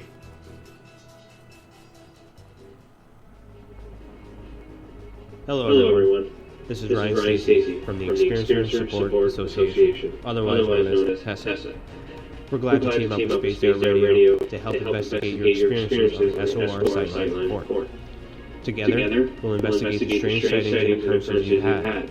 We're looking for answers just like you. So fill out the Sightline Report on the Spaced Out Radio website, and let's figure out what's going on together. Need that weekend's supernatural fix? Look no further than Spaced Out Saturday, right here at spacedoutradio.com. I'm Stacey Edwards. And I'm John Edwards. Each Saturday night, Stacey and I are going to bring you the best at paranormal, cryptids, UFOs, you name it, we're going there. It's all about the experience and to share the knowledge with all of you. So tune us in every Saturday night on Spaced Out Saturday, starting at 9:06 p.m. Pacific, 12:06 a.m. Eastern, only at spacedoutradio.com. Hello, Space Space Travelers, it's me again, Carl. Don't forget to join the Space Travelers Club for just $5 a month. And follow Spaced Out Radio on Twitter at Spaced Out Radio. Our Instagram, Dave Scott SOR. Our Facebook page is Spaced Out Radio Show. Our archives are free at youtube.com/Spaced Out Radio. Come on up with Spaced Out Radio today. Bye.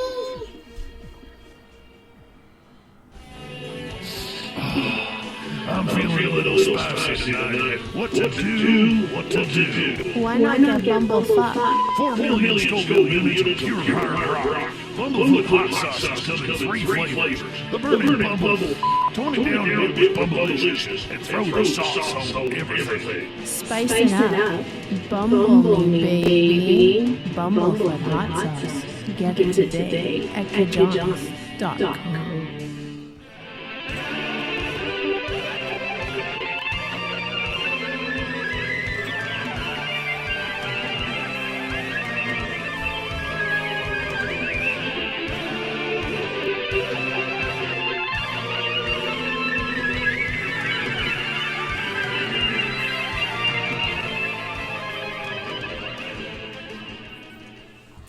Welcome back, everyone, to Spaced Out Sunday. This is Michael Levy Hall with Chris Jordan, and boy, we are having a bang up time tonight, talking about a little bit of everything paranormal, and the subjects that Chris has been broaching on Dudes and Beer and his podcast as well. So I would encourage everyone, all of my audience as well, to check.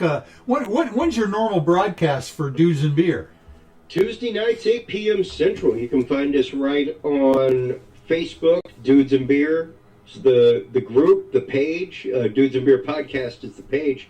You can find us on dudesandbeer.com/live. You can also download the official Dudes and Beer app.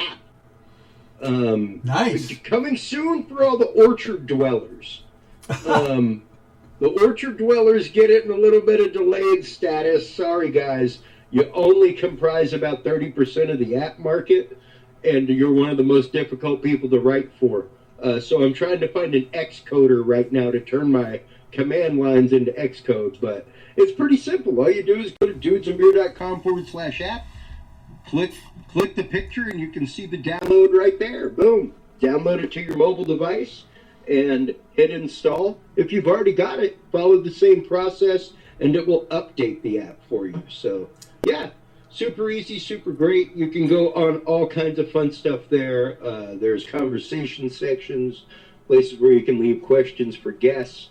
You get all the updates whenever we send out audience blast to let you know about upcoming guests.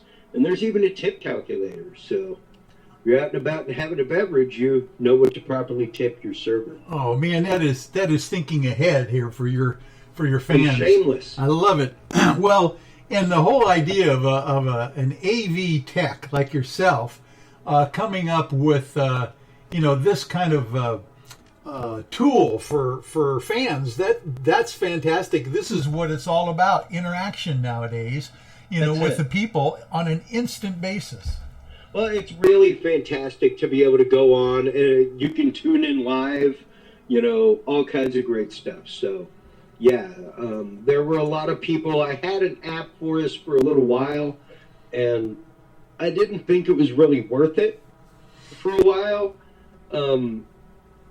And then I did an NVIDIA conference in D.C.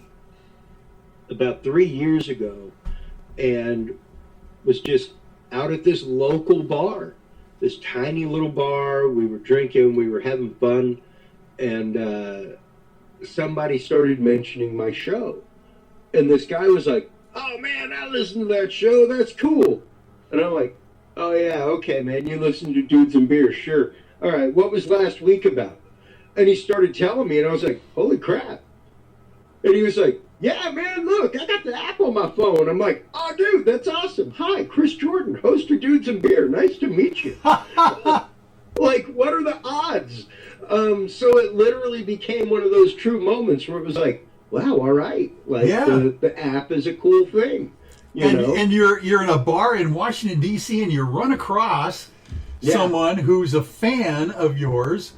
Oh, I love it. I love those stories. It was great. It really was a truly personal moment. It's fantastic. They follow me on Facebook and leave some messages every once in a while. It's great.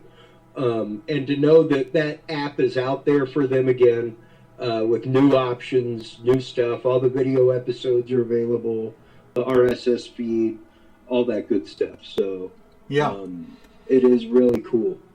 Well, and it's the idea that the young generation now is so used to just immediately having access to whatever they want, not necessarily having to adhere to a schedule that someone puts on them anymore.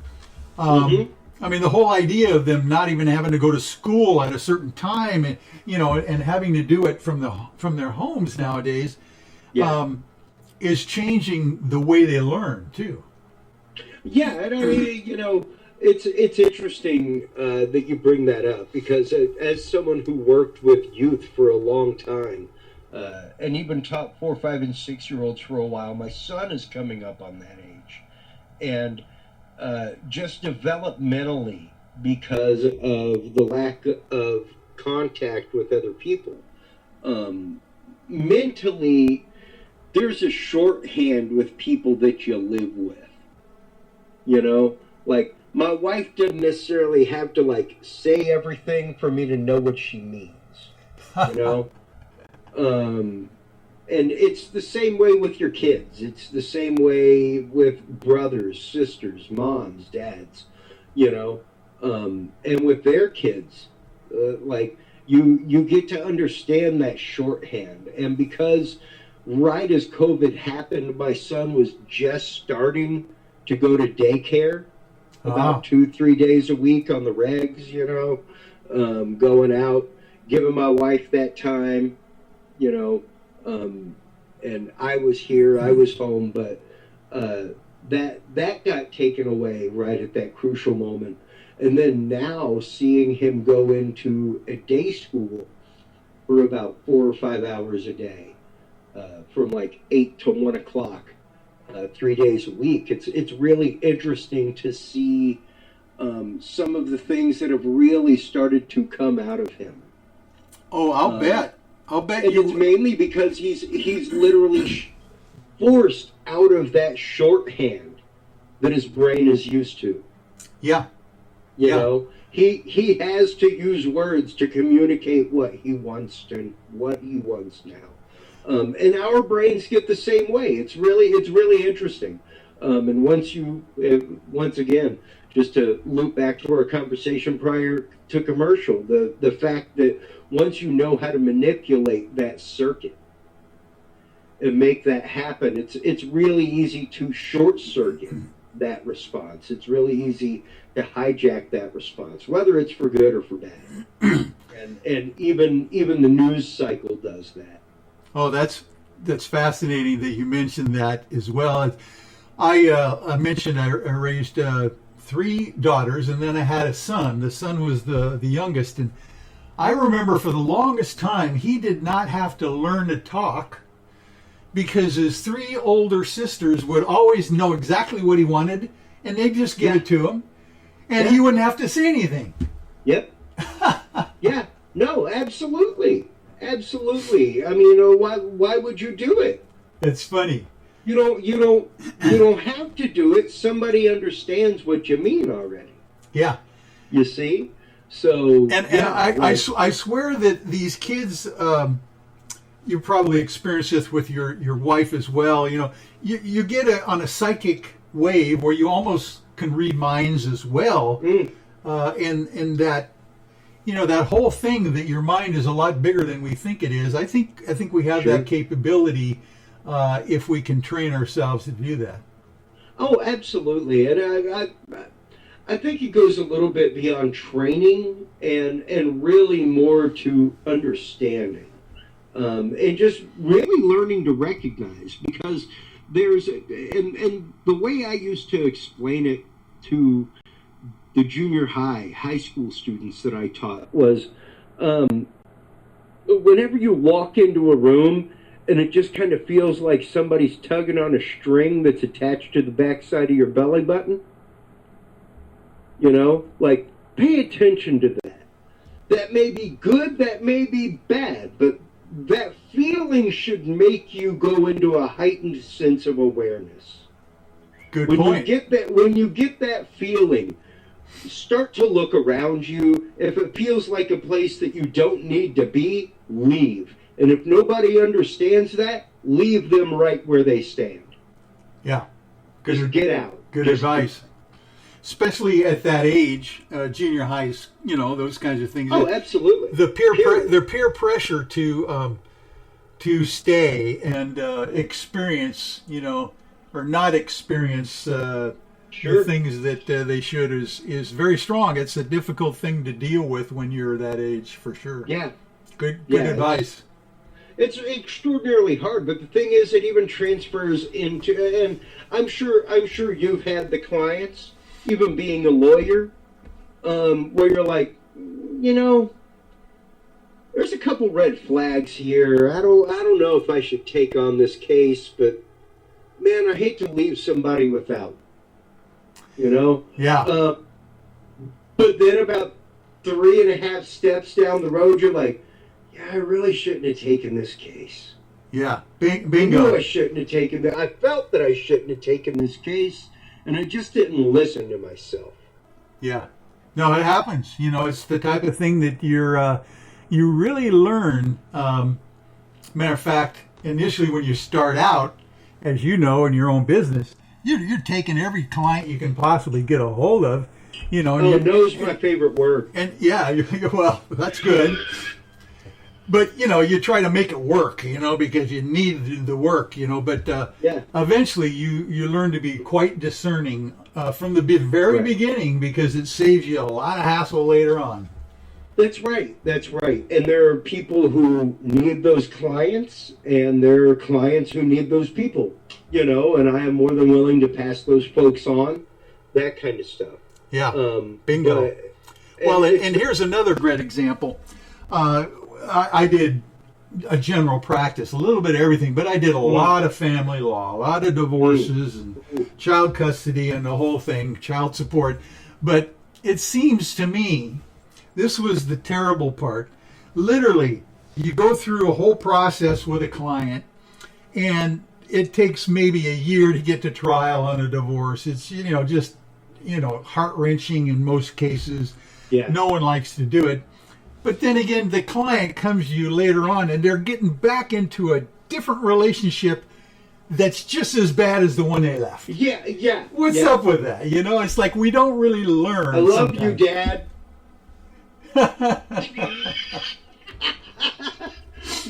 my dad married 6 times to 5 wives. Oh, my word. One silly enough to come back. Yeah. No, it's... I love you, Dad. There you go. He doesn't hang out on Facebook, so don't worry about it. Anyway, it's the human entity. Matter of fact, I remember the statistics. I think when I was practicing that, well over 50% of all relationships end in a divorce to begin with. Well over 50. Yeah. But the second relationship was 75% of those ended in divorce, and it went up from there for 3 or 4. So, you know, you're really working against yourself if you don't make some major changes, I think, you know, in your choices. There's a reason why I waited till I was almost 35 years old to get engaged, to be married. Yeah. Like, it wasn't for a lack of looking, my friend. It was just for the fact of I was busy living life, you know, and be darned if I could find somebody that had the same life goals as me. Like, hey man, my wife is a co-founder of our network. Like, she's got a show on our network. Wonderful. You know, let's give your wife a plug. What's her name? Amy Jordon. Yes, but why podcast? Wonderful. Great stuff. Yeah, she talks to artists and creators about their life journey and about how they got to the point where they are, and like I think in this day and age, Michael, of anything, we really do have to get to a point of mindfulness, of a point of recognition, of a point of understanding in our life, and knowing that we are not perfect entities, and to expect perfection from other people is wrong, number one. And number two, we have to really be willing to step outside of our box and our comfort zone and be willing to have a conversation with somebody. And this goes right down to like my industry. The whole reason I started podcasting was my wife. She asked me what I had just come off of broadcast, working for alternative media. I had gone back to my beloved world of corporate AV and PowerPoint clickers and things like that. And she was like, what are you going to do for the next part of your life? You've taught people, you've done broadcast, you've been in the trenches, but what are you going to do for the next part? And I was like, I really think that it is time for me as an engineer nearing 40 years old to start leaning down and picking up the next rung of engineer. Start explaining to those kids that are out there in college for audio engineering, hey, don't forget, there is a great living to be made in the world of corporate AV, and nobody will tell you about it. There are, I know people that went to schools like Full Sail, where all they learn is either to be in a studio to record or in a live situation to run video or audio. But not a single one of those people learn about the live world of corporate AV. Not a single curriculum about it. It's like, wow, what an entirely needy field that literally the field is ignoring. Wow, you are a trailblazer for sure. Because you're right. It's just sad to me because there are a lot of people who, man, had I found this path when I was in my mid-20s, I would be a totally different person 20 years down the line. I would be in a totally different place in life. I'll bet. Yeah. Isn't it? The rock and roll touring life is not for everybody. Running, going to places like Frank Irwin Center here in town and unloading 23 trucks for Roger Waters' The Wall and having them up in the air and sound system running in 3.5 hours and down and back in trucks in 2.5 is not for everybody. Oh my. It just didn't. That brings back great memories for me. I was literally for years, I was the host in the green room backstage at Universal Studios Amphitheater. Sinatra would open up the season. All the rock groups came through. All the comedians, did that 24 hours a day with one day off for Christmas during my 20s. And there's not everybody in the world that would, even though they're like, wow, how do I do that? That once they're in it would enjoy that, Michael. And that's I tell a lot of people frequently. There was recently in a mutual the person that we both mutually follow online posted a thing about New York Times Square being shut down. And someone was like, oh man, I hope the shows get back to life on Broadway for all the actors. And I was like, actors? That's great. How about the technicians who actively load the show in and run it and light it and run the sound for it? Yeah. And for every one actor, there are 10 of us. Exactly. Making that show happen. Behind the scenes. We wear black so that you literally do not see us. If you see us, something went horribly awry. Yeah. Yeah. That is literally like a send in the clowns moment.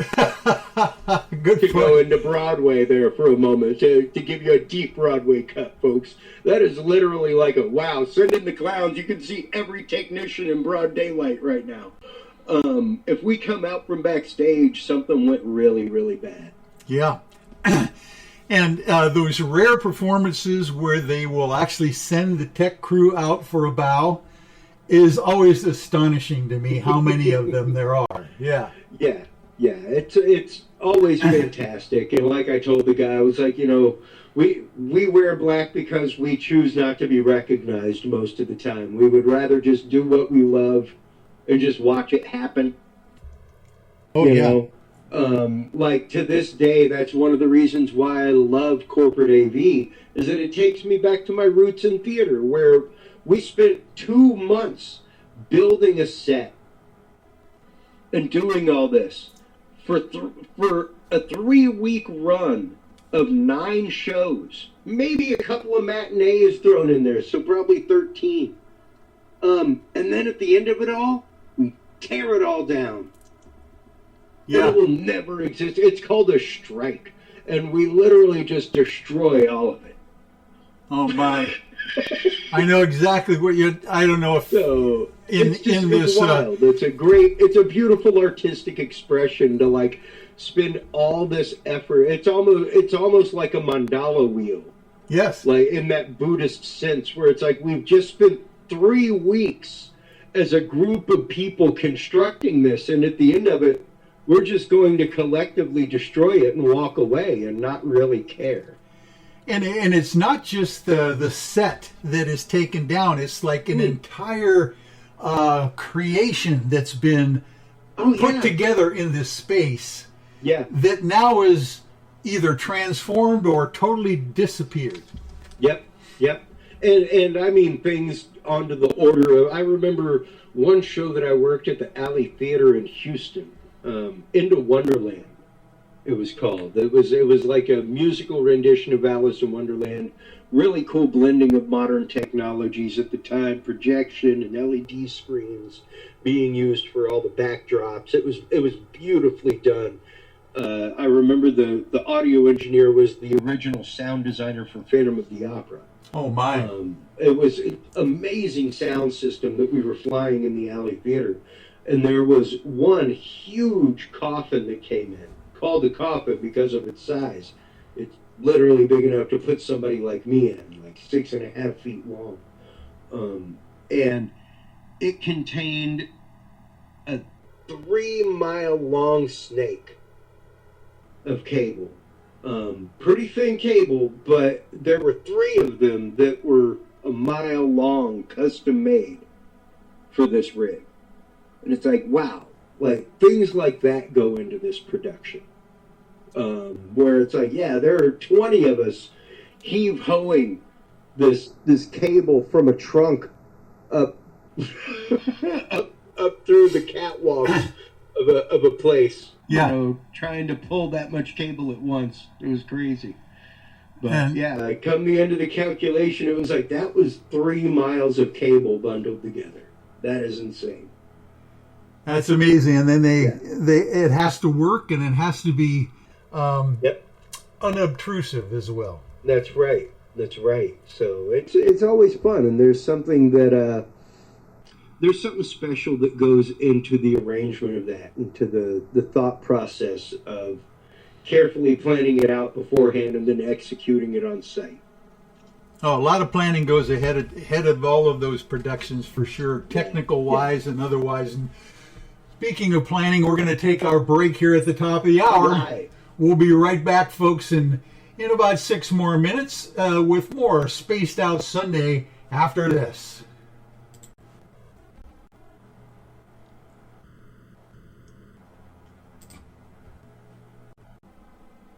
Hey, Space Travelers, this is John Resnick, founder of the Chive Charities. If you know anything about our website, you know we like to do things different.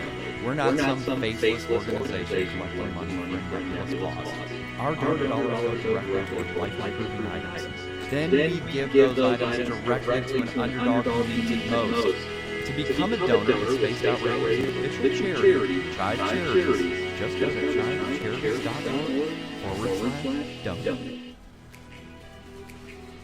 Are you an experiencer of something strange that can't be explained? Do you want help finding out what's going on? I'm Ryan Stacy, head of the Experiencer Support Association, otherwise known as TESSA. We've teamed up with Spaced Out Radio to investigate cases filled out in the SOR Sightline Report. We are independent and there's no cost to what we do, all we need is your experience. Let's find out what's happening together on the SOR Sightline Report. We are scouring the world for the most intriguing stories of your day.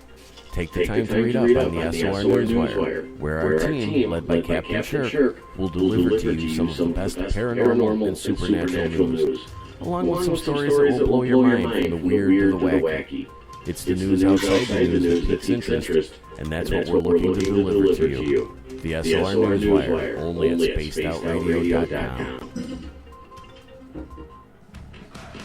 Hi there, this is Dave Scott, and I'm bringing you the Woo every Monday through Friday on Spaced Out Radio. I'm going all out to bring you the strangest, oddest stories and subjects I can find for your entertainment. Why? Because when we hit peak Woo, I know I've done my job. So come tune us in at spacedoutradio.com, 9:06 Pacific, 12:06 a.m. Eastern, and together, my friends, we own the night.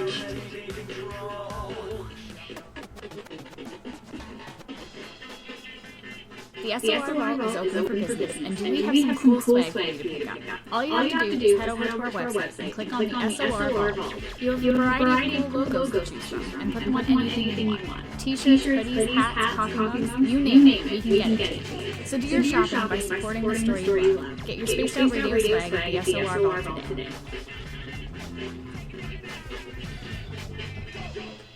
If you like it hot, real hot, then heat up your meals with Bumblefoot Hot Sauce. Get your Bumblefoot Hot Sauce today. The sauce, Bumblelicious, and the 4 million Scoville unit Bumble.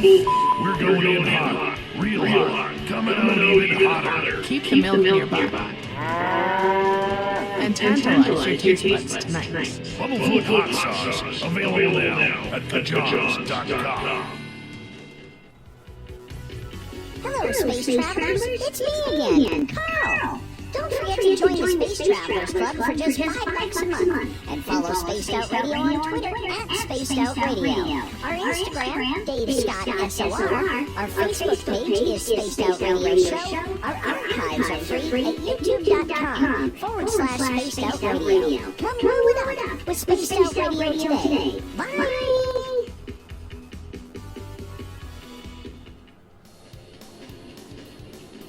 We all know on Spaced Out Radio we love a good beard and mustache, so why not take care of your facial hair with Mighty Moose Beard Oil? Made in Canada, we're taking care of beards and stashes around the world. We use 100% natural ingredients with our oils and balms to make your whiskers feel silky smooth. Use promo code SOR2019 at MightyMooseBeard.com today.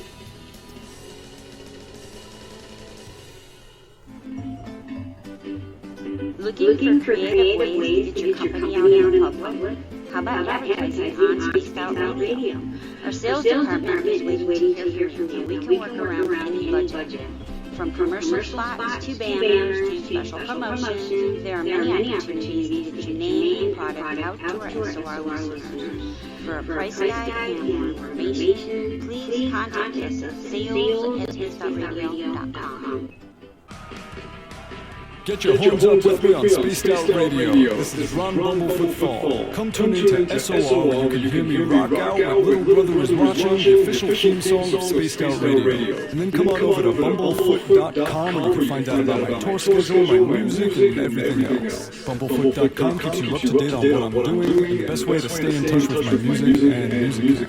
Sign up for my newsletter at bumblefoot.com and remember, Little Brother is watching.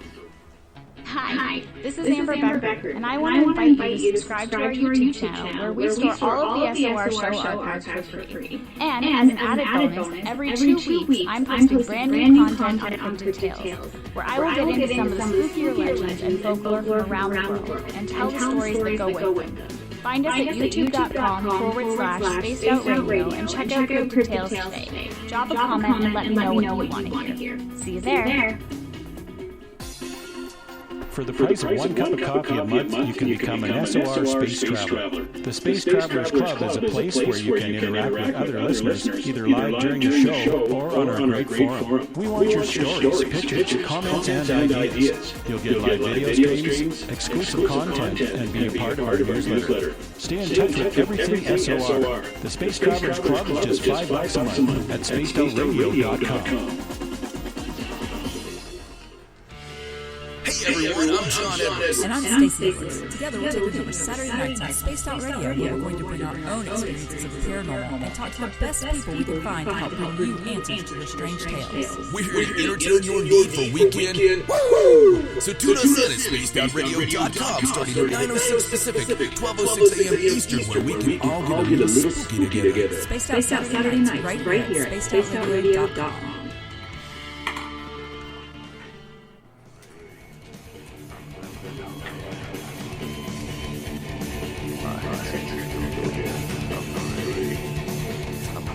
Welcome back to the third and final hour of Spaced Out Sunday. I'm your host, Michael W. Hall. Thanks for being with us.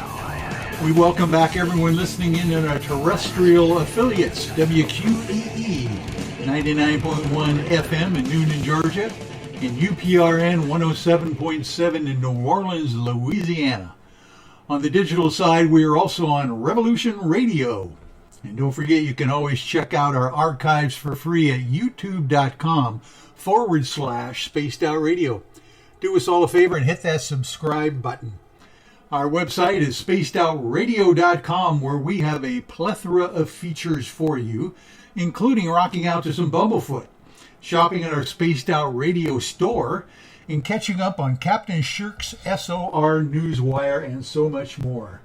And boy, are we on a roll here with Chris Jordon, and we're talking about all sorts of interesting things with, you know what we haven't done yet, Chris, is we haven't really kind of come to the topics of where do you think we're heading with all this disclosure, this UFO, this new stuff that seems to be breaking in the, not only alternative media, but, you know, you've got Harvard University talking about Oumuamua, you know, potentially being, you know, an extraterrestrial probe from another, you know, civilization and stuff. I swear I've never seen it. Ever since, for instance, December 16th, 2017, when the New York Times article hit on the front page confirming the existence of UFOs for the first time. Ever since then, it's just been like, things have been falling, you know, one domino after another. It's funny that you mentioned that day, because that is the date that I refer to all the time. My family had a family Christmas, and we were literally there with my brother and my cousin Ricky and all kinds of people, and I looked over and I saw Lou Elizondo on CNN, and I was like, here it comes. It was like, this begins the soft disclosure. I've been saying this will happen.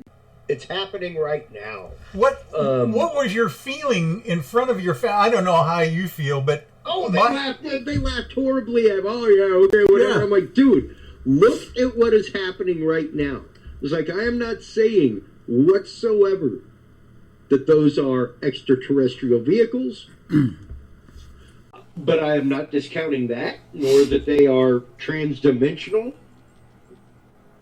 Nor am I discounting the fact that they are our own material that has been reverse engineered from something else. However, or engineered using exotic technology from black budget programs, research, that kind of stuff.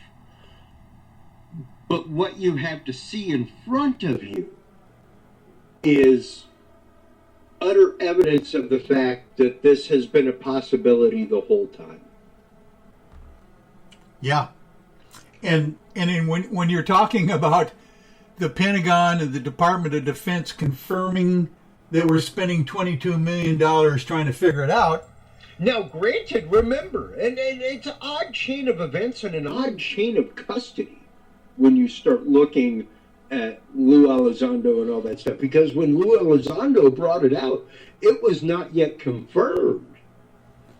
Right. It was approved footage, but it was not approved for mass release. It was approved for declassification, but it was not approved for mass release. So he was technically going against his non-disclosures with the U.S. government to put it out there, and at the same time somehow maintained a security clearance. And he's coming out of counter intel anyway himself. He's coming out of counter intel to begin with, and then not only that, but going and joining the board of TTSA. Somebody who then goes to start contracting with the government, researching said things. So it's an odd marriage between the two, and as somebody who has spent years working in media and doing these things, it literally is the fact of, I hate saying it stinks on ice, but what it really leads to the fact of is soft disclosure, and the fact of admitting that, yes, there have been off-world craft. Yes, there has been reverse engineering that has led to the proof of such things like the Alcubierre white warp drive. That kind of stuff. Yeah. That out of these other programs and this, and from this data also came the confirmation of these things and the culmination of these things. You know, I think you might know, Chris, that I was involved with, my client, Grant Cameron, was the guy who broke the Admiral Wilson smoking gun memo of the century when he got it. He had it a year before anybody knew about it, and of course then he shares it with me immediately. Matter of fact, you're going to love this. I get this cryptic text from my client Grant. It says, Michael, he says, I'm about ready to drop a major UFO bomb, he calls it, in a cryptic text, and I need to run it by you as the paranormal lawyer. That was the only clue he gave me about this Admiral Wilson memo. So all of a sudden, he and I, and the person who gave it to him, James Rigney from Australia, actually, was the guy who leaked it to Grant from Edgar Mitchell's estate, papers, by the way, literally talking about the idea that there is this program of, reverse engineering going on. Admiral Wilson couldn't get into the details of, even though he was J2, Joint Chiefs of Staff, second in command of all the intelligence community of the military. And the one thing that you mentioned that was just fascinating to me, in the memo, they're mentioning that they have this craft that the U.S. Army, or not Army, but the U.S. military is claiming that they had a craft that could travel through interstellar space, our atmosphere, underwater, and through dimensions. Sure. Now I'm going, holy crap. This was just the weirdest thing I had ever seen. It took me, 6 months before we decided to come out with the facts of that later on, because we just had to vet the whole thing. It was 15 pages of single-spaced info. Yeah. And it's some incredible vetting to go through, But when you start seeing it, it blows your mind. There is a reason why I started the Knowledge Vault on Dudes and Beer. Tell us about that. Well, the Knowledge Vault is quite literally a vault of PDF files. So whenever we referred to the Monroe Hemisync process earlier, feel free to stop on by Dudes and Beer /knowledge and check out the scientific documents. There is the PDF of the Monroe Hemisync process. we compile all these things, like the Alcubierre warp drive patent from the U.S. Navy, things like that, so that whenever we talk about them on air, it's like, there it is in front of your face, people. There is the PDF. There is the actual patent from the U.S. Navy for this technology. And what do you make of this latest announcement by the ex-Israeli space defense minister, who says that there are extraterrestrials and not only that, a galactic federation that we're somehow connected to? Now, granted, there are people that I've been trying to get on my show for years, like Corey Good, Michael Sala, that kind of stuff. Yeah. That are out there. That have touted the concept of the Space Force.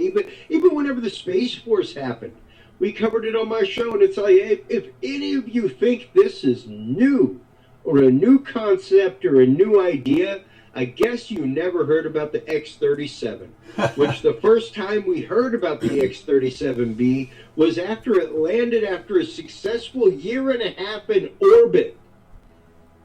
Like, we didn't even hear about it launching. We heard about it landing. Wow. After 1.5 years in successful orbit. Good point. As an unmanned space platform. So that's how we hear about these things.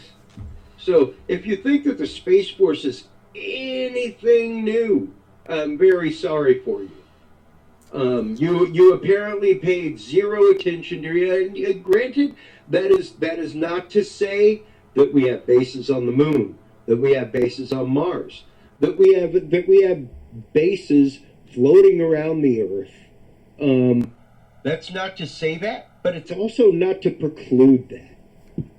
Yeah, exactly. I mean, when you hear the stories of... lack of evidence is not proof of non-existence. Very good. That's almost...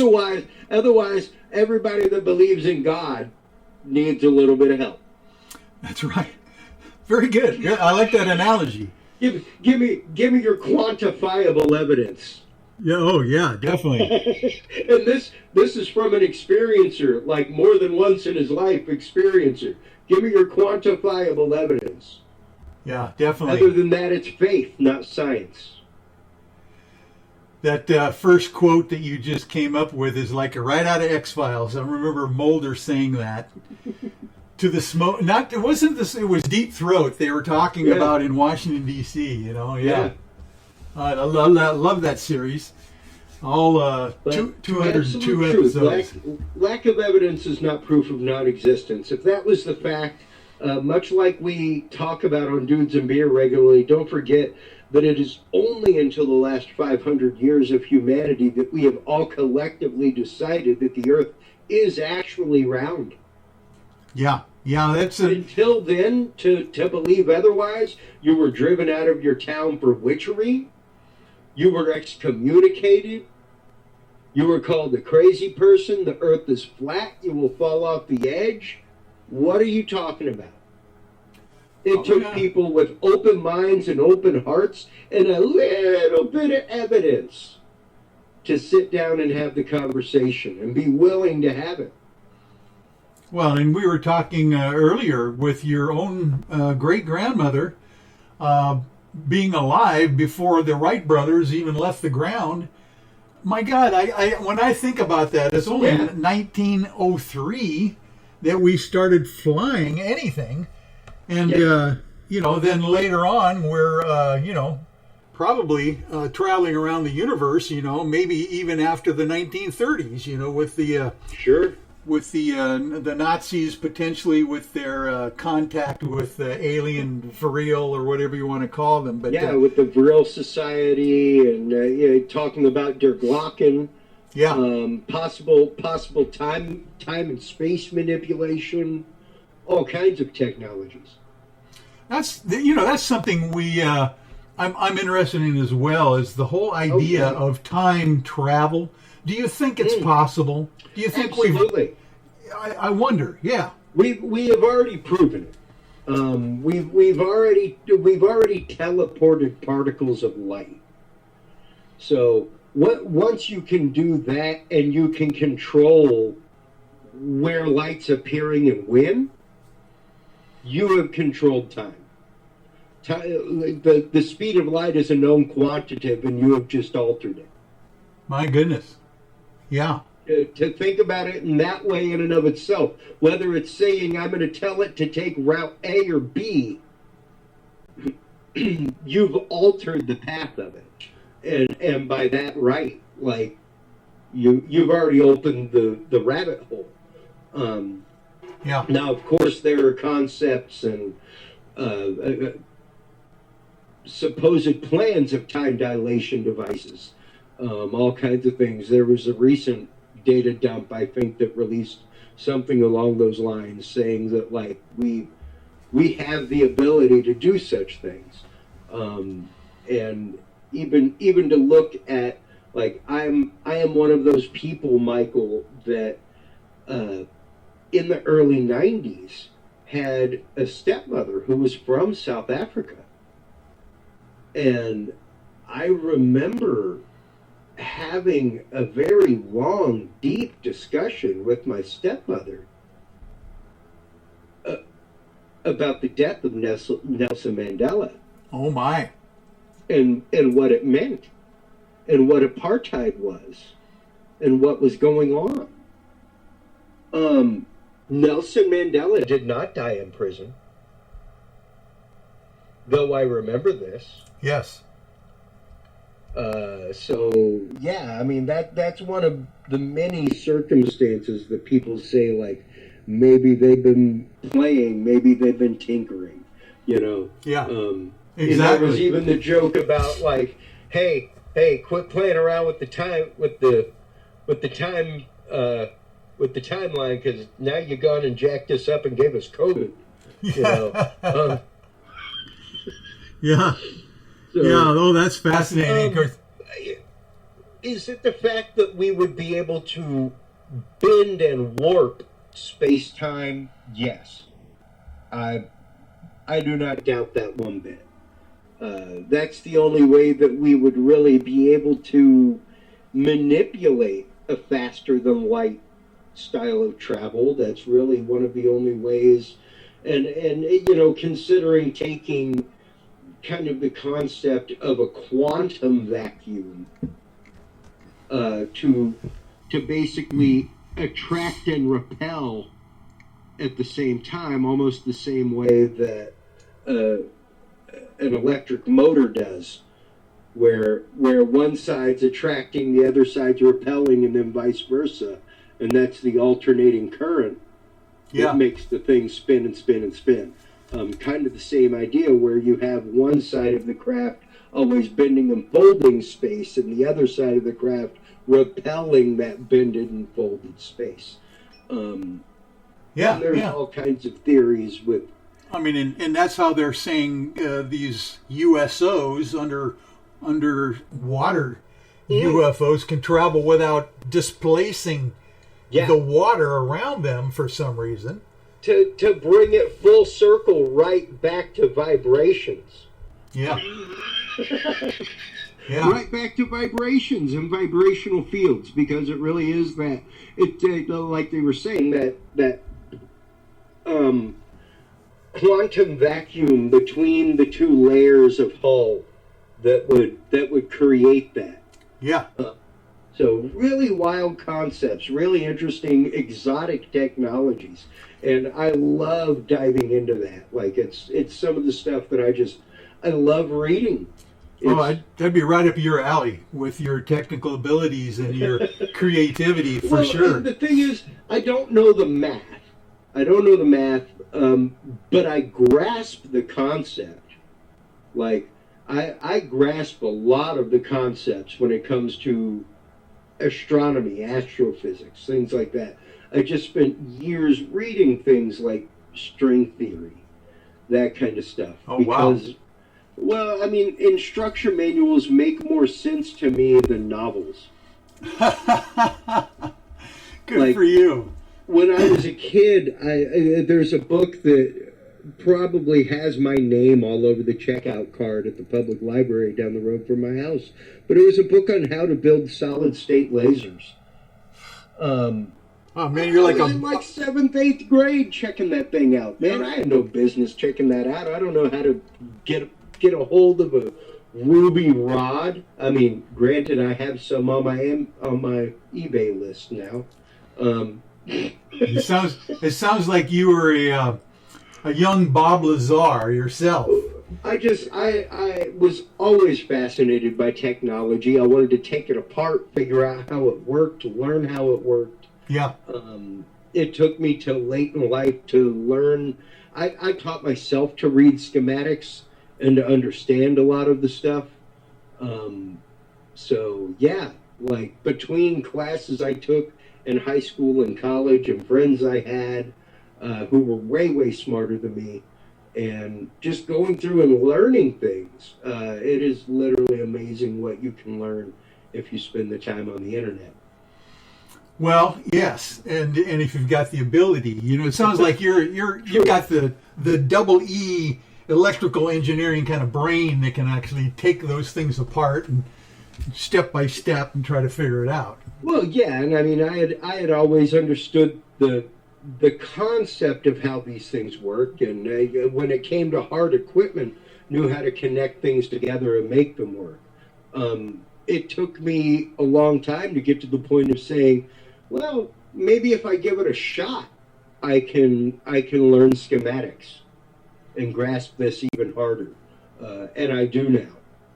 After many years of learning to design circuits and basic principles. Well, it's fascinating to me that you can do that and also have the creative aspect as well. It's not too many people that can do one or the other, but the idea that you can do both is quite astonishing, because literally there's almost like you're hooking up both sides of your brain, right, and making them work together.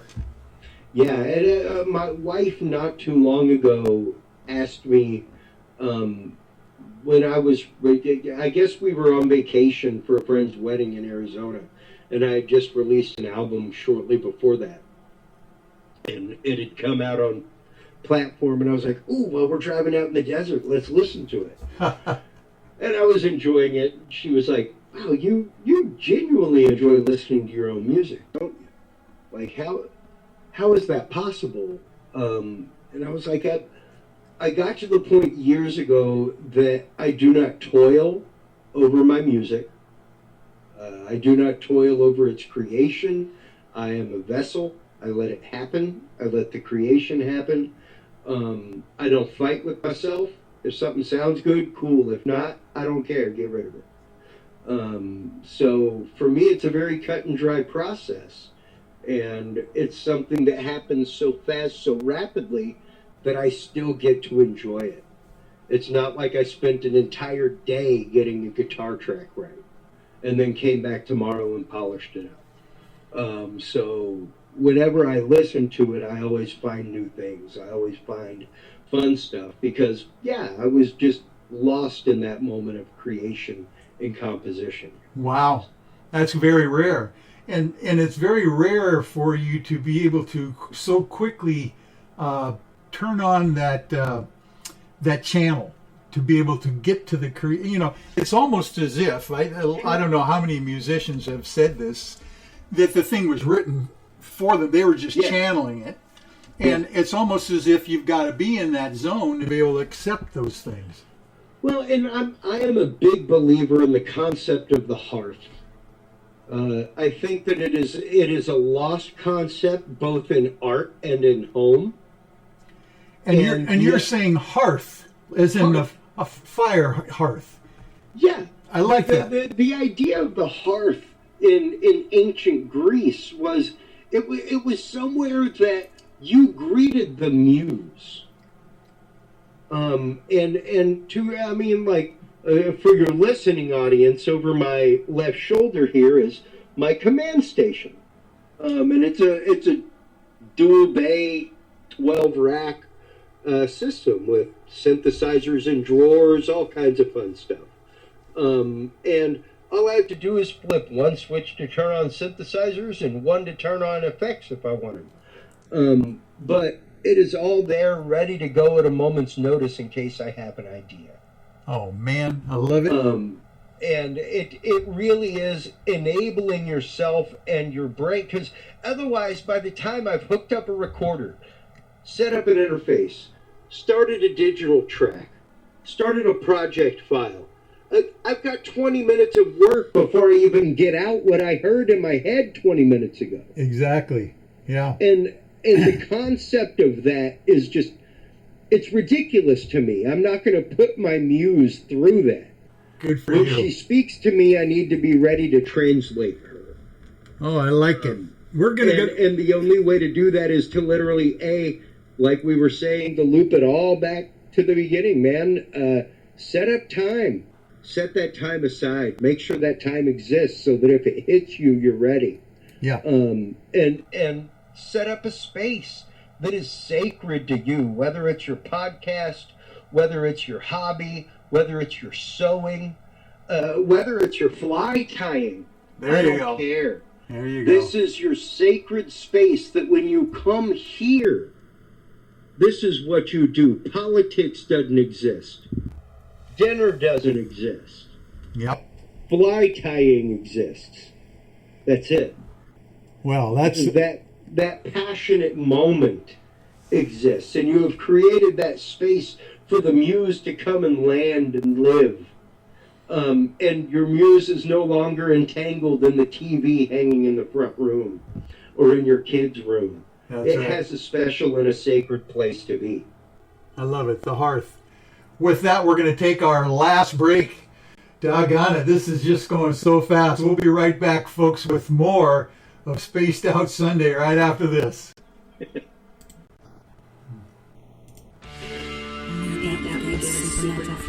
Look no further than Spaced Out Saturday, right here at spacedoutradio.com. I'm Stacey Edwards. And I'm John Alex. Each Saturday night, Stacey and I are going to bring you the best at paranormal, cryptids, UFOs, you name it, we're going there. It's all about the experience and to share the knowledge with all of you. So tune us in every Saturday night on Spaced Out Saturdays, starting at 9:06 p.m. Pacific, 12:06 a.m. Eastern, only spacedoutradio.com. I'm feeling a little spicy tonight. What to do? Why not get Bumblefuck? 4 million Scoville units of pure hard rock. Bumblefoot hot sauces come in 3 flavors. The burning Bumble. Tone it down a bit with Bumblicious and throw the sauce on everything. Spice it up. Bumble me, baby. Bumblefoot hot sauce. Get it today at kajans.com. Are you looking for great advertising value for your company? Look no further than Spaced Out Radio.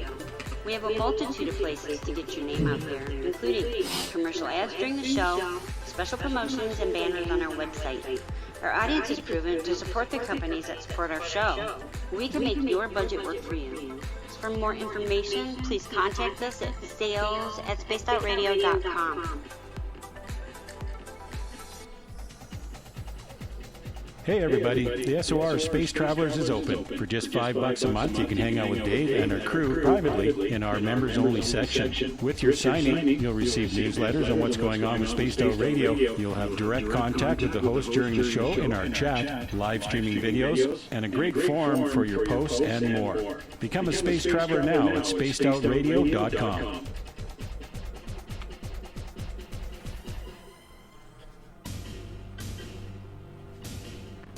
You wanted new SOR gear, and now you can have it. The SOR Vault is fully stocked with t-shirts, hats, hoodies, mugs, and everything in between with great logos for you to choose from. So head on over to spacedoutradio.com, click on the SOR Vault, and go shopping. Pricing is quite affordable, and you can look good representing your favorite show. So go to our website and pick up your new SOR wear at the SOR Vault today. Are you addicted to the woo? Good. Me too. This is Dave Scott, and you can woo it up with me every Monday through Friday, starting at 9:06 Pacific, 12:06 a.m. Eastern, for 3 hours of great entertainment in the subjects you love. UFOs, ghosts, cryptids, intuition. Yes, we hit it all 5 days a week. Look for us at spacedoutradio.com, where together, my friends, we own the night. At spacedoutradio.com, we are keeping you up to date on all the news with the SOR Newswire. Captain Shirk leads the team that is bringing you the news of the day and exclusive stories on everything paranormal and supernatural. It's free to read, it's updated daily, and it's right there for you. The SOR Newswire is a one-stop shop for the news of the day. Check it out at spacedoutradio.com today.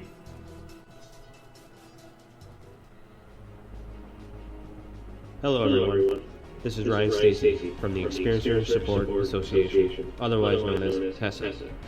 We're glad to team up with Spaced Out Radio to help investigate your experiences on the SOR Sightlines Report. Together, we'll investigate the strange sightings and occurrences you've had. We're looking for answers just like you. So fill out a Sightlines report on the Spaced Out Radio website and let's figure out what's going on together. Hey Spaced Out Radio fans, it's John Resnick, founder of the Chive and Chive Charities. Our goal is to make the life of veterans, first responders, and those with rare medical conditions 10% happier. We do this by donating one grant item, ranging from dance to therapy programs to prosthetic limbs, to those who need it most. To contribute to Spaced Out Radio's official charity, head over to chivecharities.org and become a donor today. Hello, this is your guitar man, Ron Bumblefoot Thal, and I have to tell you, I love the response I get from Little Brother Is Watching from Spaced Out Radio fans. It's amazing how music can inspire and make people think deeper about what's going on in the supernatural world.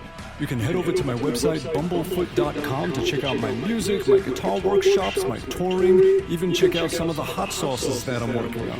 And make sure you keep on listening, because with Spaced Out Radio, you know Little Brother is watching. From the heartlands of Canada to beards around the world, we know how to take care of you. Fill your follicles with the Mighty Moose Beard Oil. All our oils and balms are handmade and 100% natural ingredients because we care about your beard. And hey, use the promo code SOR2019 and get your Mighty Moose Beard Oil today. You can check us out on our website, mightymoosebeard.com.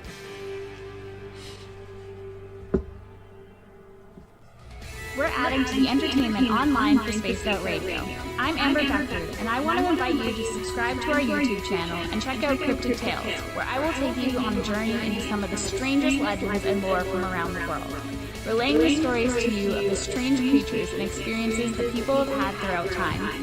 You can find Cryptid Tales at youtube.com/Spaced Out Radio. And while you're there, don't forget to check out our free archives and leave a comment. See you there.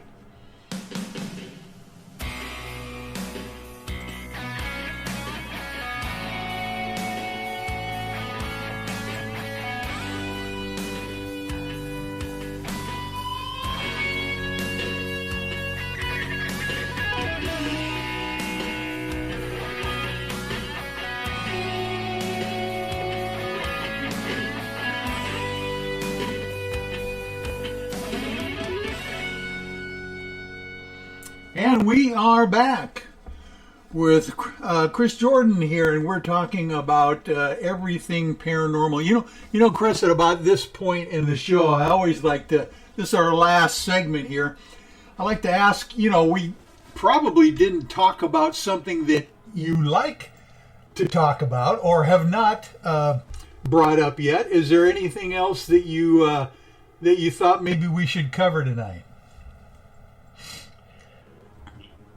One of the big things that we talk about on my show regularly is targeted individuals.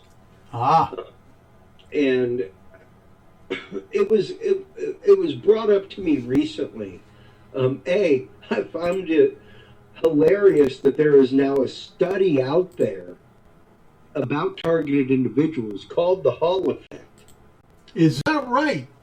Discussing the work of a good friend of our podcast and regular guest, Dr. John Hall, who has written a couple of books on the topic and has spoken internationally, been on our show countless times, has open invitation to come on our show. And well, I would be honored if you could explain what the heck the Hall effect would be when it comes to targeted individuals. The idea is that these people who are, quote, targeted individuals are experiencing the same phenomenology as those who experience the paranormal. Now, granted, in my episode 300 not too long ago when I had Dr. Robert Duncan on, CIA whistleblower, who came up with a lot of the algorithms for the mind control technology, things like that. Air quotes there, folks. Wow. For mind control, yeah, for the radio audience. When I mentioned that to him, he was like, either that or those who are experiencing the paranormal technology are actively experiencing targeting technology being used against them, and they are not aware of it. Good point.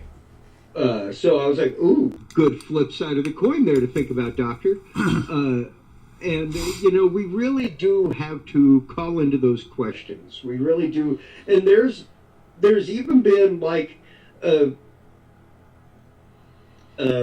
study group brought together for all of the people that have suffered from this over the last few years. Our embassy members in Cuba, our embassy members in China, CIA members in Russia. So there has been more than one case that has come out, and the one that we talk about all the time on the show, whenever you're talking about, quote, targeting technology and the ability to actively put voices into somebody's head. Of course, you've got the Navy Yard shooter, Aaron Alexis, who said that he had voices in his head. And in addition to that, you had the raging cases that happened in the first Gulf War, where you had entire platoons of Iraqi soldiers putting down their arms and saying that the voice of Allah told them to surrender. Oh, my. Yeah. And it's wild. Now here we are up against the fact that, and I'm so sad that I sold my Sonos. I sold my Sonos stock when Corona hit. I sold all my stocks, and I should have kept them because Sonos was bought by JBL, and they are actively putting out the speaker that has no speaker. It just vibrates your skull. So it's like, yeah, I've heard about that. Technology doesn't exist. There you go. It's now coming to your own home.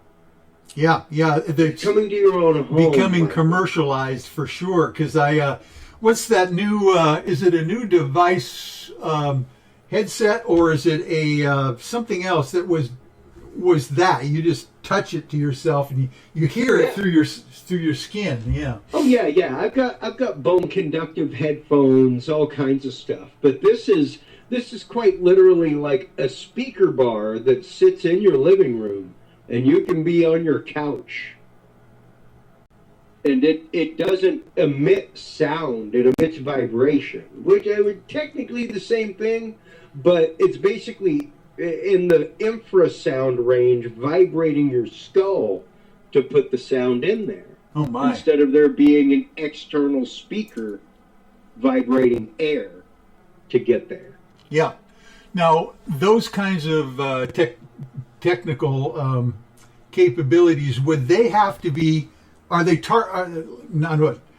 focused so that you have to be in a certain area for that bar to work for you, or could you walk into a room and hear it, not surround sound probably? They've of course got their own realm of proximity. There was some great success done. I want to say it was a Swedish company that sold bananas. That used the technology, and the study was done trying to sell bananas in the grocery store. And it was almost like the technology that you see in museums now, where you're walking by and it's a silent exhibit until you walk within proximity of the exhibit. Yes, I've heard of that. And it's nothing more than a directional dish with a speaker putting out a certain volume level, but it's only going to happen within the proximity of that dish. And it's almost the direct opposite of the cone of silence in Get Smart, you know. That's right. I love that. That was great. You're old enough to enjoy Maxwell Smart. Cool. Yeah, just old enough to remember a shoe phone. And I remember the Dan Brown book that was talking about that technology in the museum in the book, about walking through a museum and having the exhibits talk with you, that you didn't have to worry about going fast or slow. You could go at your own pace. Yeah, and it's wild. That kind of stuff has been out there for a long time, and I think a lot of people forget just the sheer principles of physics, and the fact of for the listening audience out there, I'm actively pointing at my microphone on screen. If I was to plug this microphone into the headphone jack with a cable, going from XLR to 1/4 inch, you would be able to hear music coming out of the microphone. And if you plugged your speaker in to the XLR input and just wired it up, positive to 1, negative to 3, popped it into a microphone preamp, you could talk into that speaker and you could record it. They are the exact same technology. It just depends on which direction the current is flowing. Either you are creating the current by vibrating the diaphragm, or you are putting current into the diaphragm to create the sound. One of the two. So yeah, there are so many technologies like that are commonplace now, that are out there. I mean, even to go back to old school tech, to go through a marriage of almost occult technology and technology would be any TV screen or device that you see around you that has nothing on it. We're all carrying a scrying mirror. What is that? What is that? What do you mean? Well, a scrying mirror, a dark mirror, like what witches and sorcerers and people like that use to divine into the other realm. Good point. We're all carrying one with us. Oh, there you go. Yeah, very interesting. We've all got them in our bedrooms. Like, I don't have one in my bedroom. I don't have a TV in my bedroom. My bedroom is for sleeping or me and my wife time. But, they're everywhere. They're everywhere. So if you start following that concept that we did before the 18th century, if we should really put a veil over our mirrors because they're a window to another world, you should really do that to your TV too. Yeah, definitely. Oh my. And then again, we're talking about the whole idea of resonance and technology. What about the Schumann resonance of the entire planet? And I mean, absolutely. I guess we're all, as organisms, vibrating some kind of synchronistically, I suppose. Oh, absolutely. And not only that, but in quite literal terms of physics, even though we are via the internet live together right now, Michael, we are sharing an electron field. And think about that. Wow. Think about the fact that our electron shield is so large by all rules and laws of physics that our electron shields are commingling right now, man. It's just wild. And crazy to think about. With hardly any time delay. Isn't that fascinating? Yeah. So when you start seeing articles like what have come out in the last couple months that there is a slipstream through the universe and through the galaxy, a gravitational slipstream that you can take advantage of to travel faster than light without necessity of faster than light travel. You know, or the need of propulsion that would carry you faster than light. Yeah. Let's say that, to be very precise about the language. When you start hearing about matter created from light. I know. That's just remarkable. What you were talking about earlier with CERN. Gosh. When you start hearing that China just turned on its artificial sun a couple months ago. Oh my. And that 5-6 years ago, Lockheed Martin was releasing a video, and you can find this video on YouTube, folks.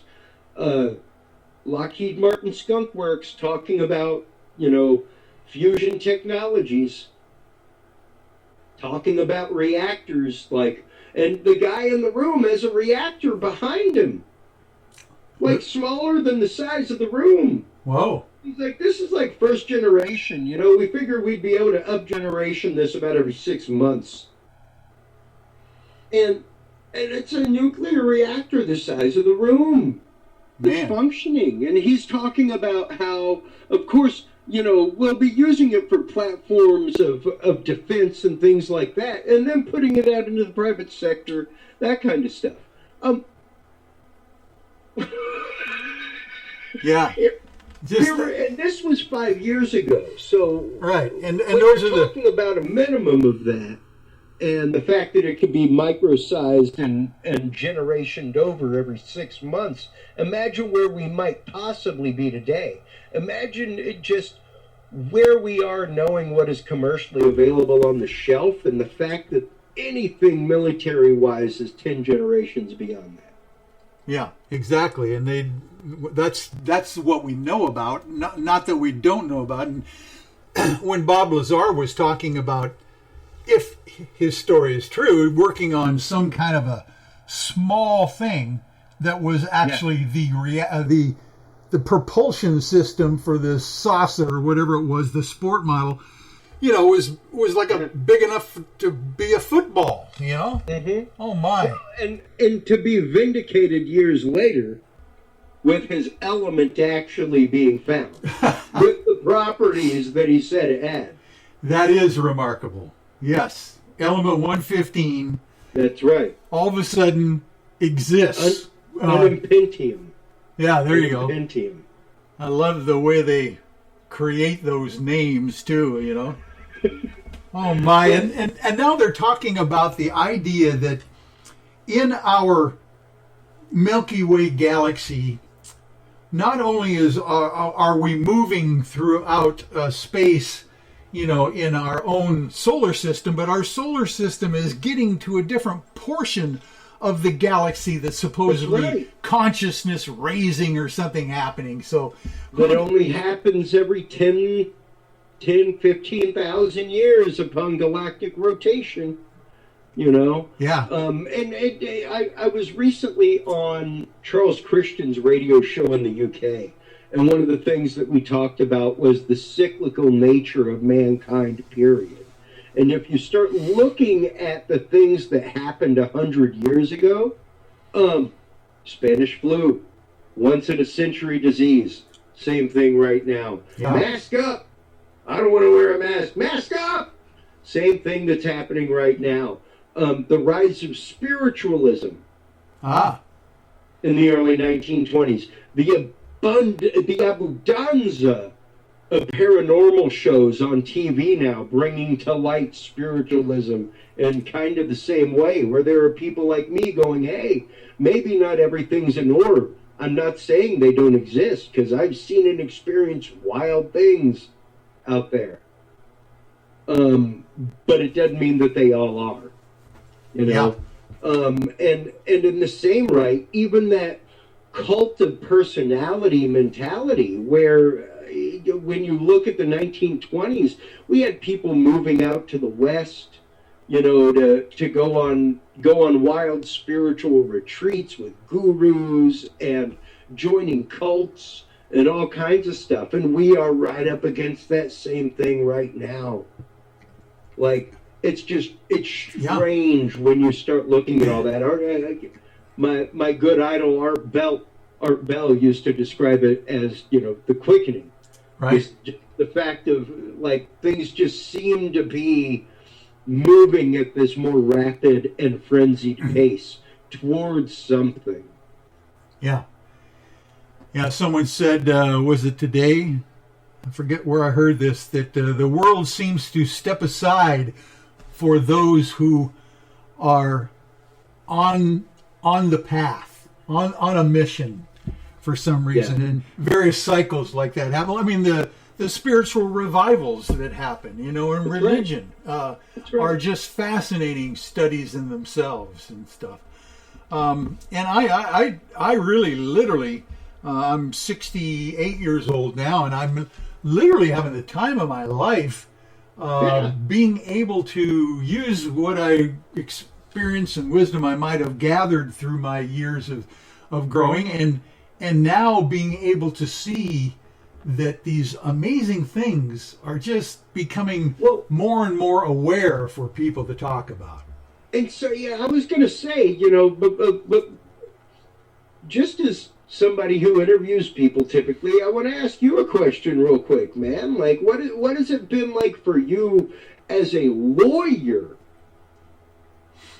to see the realm of the whistleblower come to light, to see the world of the whistleblower not only come to the top, but also be utterly thrown aside? People like Edward Snowden. Yeah. Oh, it's just fascinating to me as a lawyer, trying to figure out, well, for one thing, what I did, this is a great question. I appreciate the lead into this. I actually at one point created what I call a disclosure trust. Oh. Specifically for whistleblowers, because I know that a lot of people that have been into this field or have been exposed to information in their lifetime, during their profession, during their military career, they have information that they would like to get out. They might not want to necessarily do it during their lifetime. Sure. They might want to wait till after their death or after their children's, passing. Maybe they want to set up a Tondane, something like that, where upon their death, information is released. A dead man's trigger, whatever they want to do. So I literally have created this disclosure trust to actually, and this is exactly what we did with the Admiral Wilson smoking gun memo of the century for the 6 months before Grant Cameron exposed it to the public, is that we were afraid something would happen to Grant, and literally we created the trust as a disincentive for something to happen to Grant. And we published the fact that we've got this trust and we've got these documents in there that if anything happens to the client, bingo, they're like dead man triggered to the universe. So yeah, I've had some experience with that, and that's one thing that came out of it. Wow. Man, I got to have you on my show to talk about that, because that is a phenomenal thing to know is out there.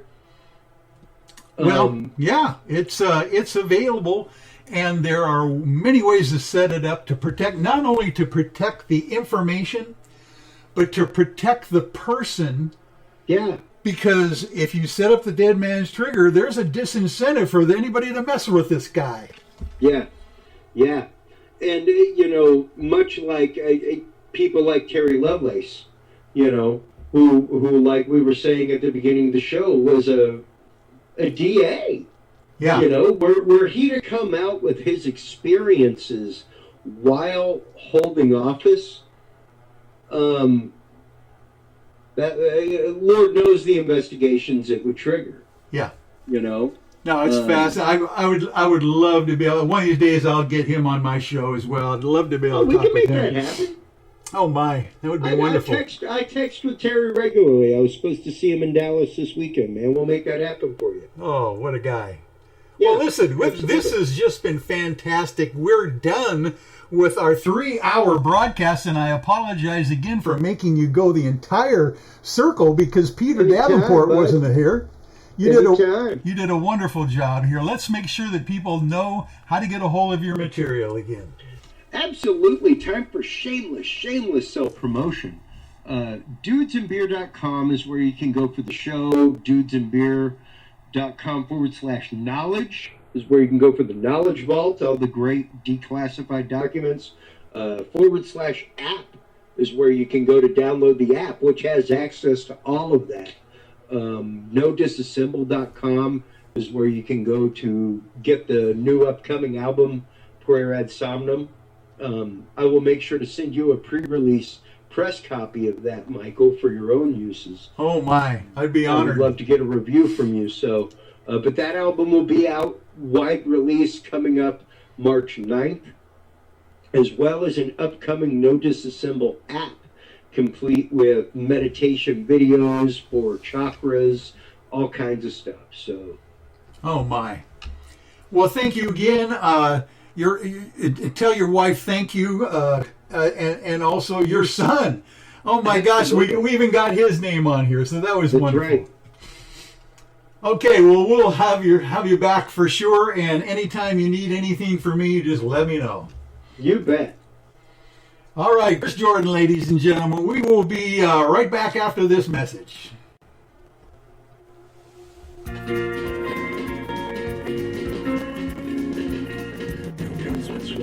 Who had some land east of Washington. On his land, this man, he had a dark hole upon. People came from miles around and threw their trash down in to see how beautiful it was and listen for its end. Then one day, that fateful day, they first smelled Fylth's land. They laid him off and sent him down under with the plan. They get bells all and covered and so never could be found. So no one will ever know what's deep down in man's ground. Yippee-yi-yi.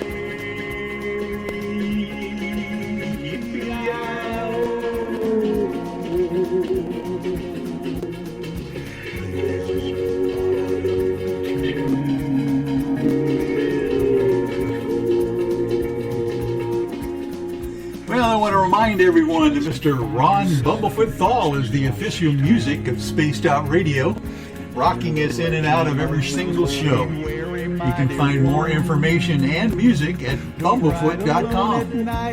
A special thanks to everyone listening in at home, in your cars, at work, and in the chat rooms wherever you are around the world. Remember, the show is currently copyrighted by Spaced Out Radio and SOR Media Ventures Limited. Thanks for sharing your evening with us, folks, because together, my friends, we own the night. Good night, everyone. We'll see you next Sunday on Spaced Out Sunday.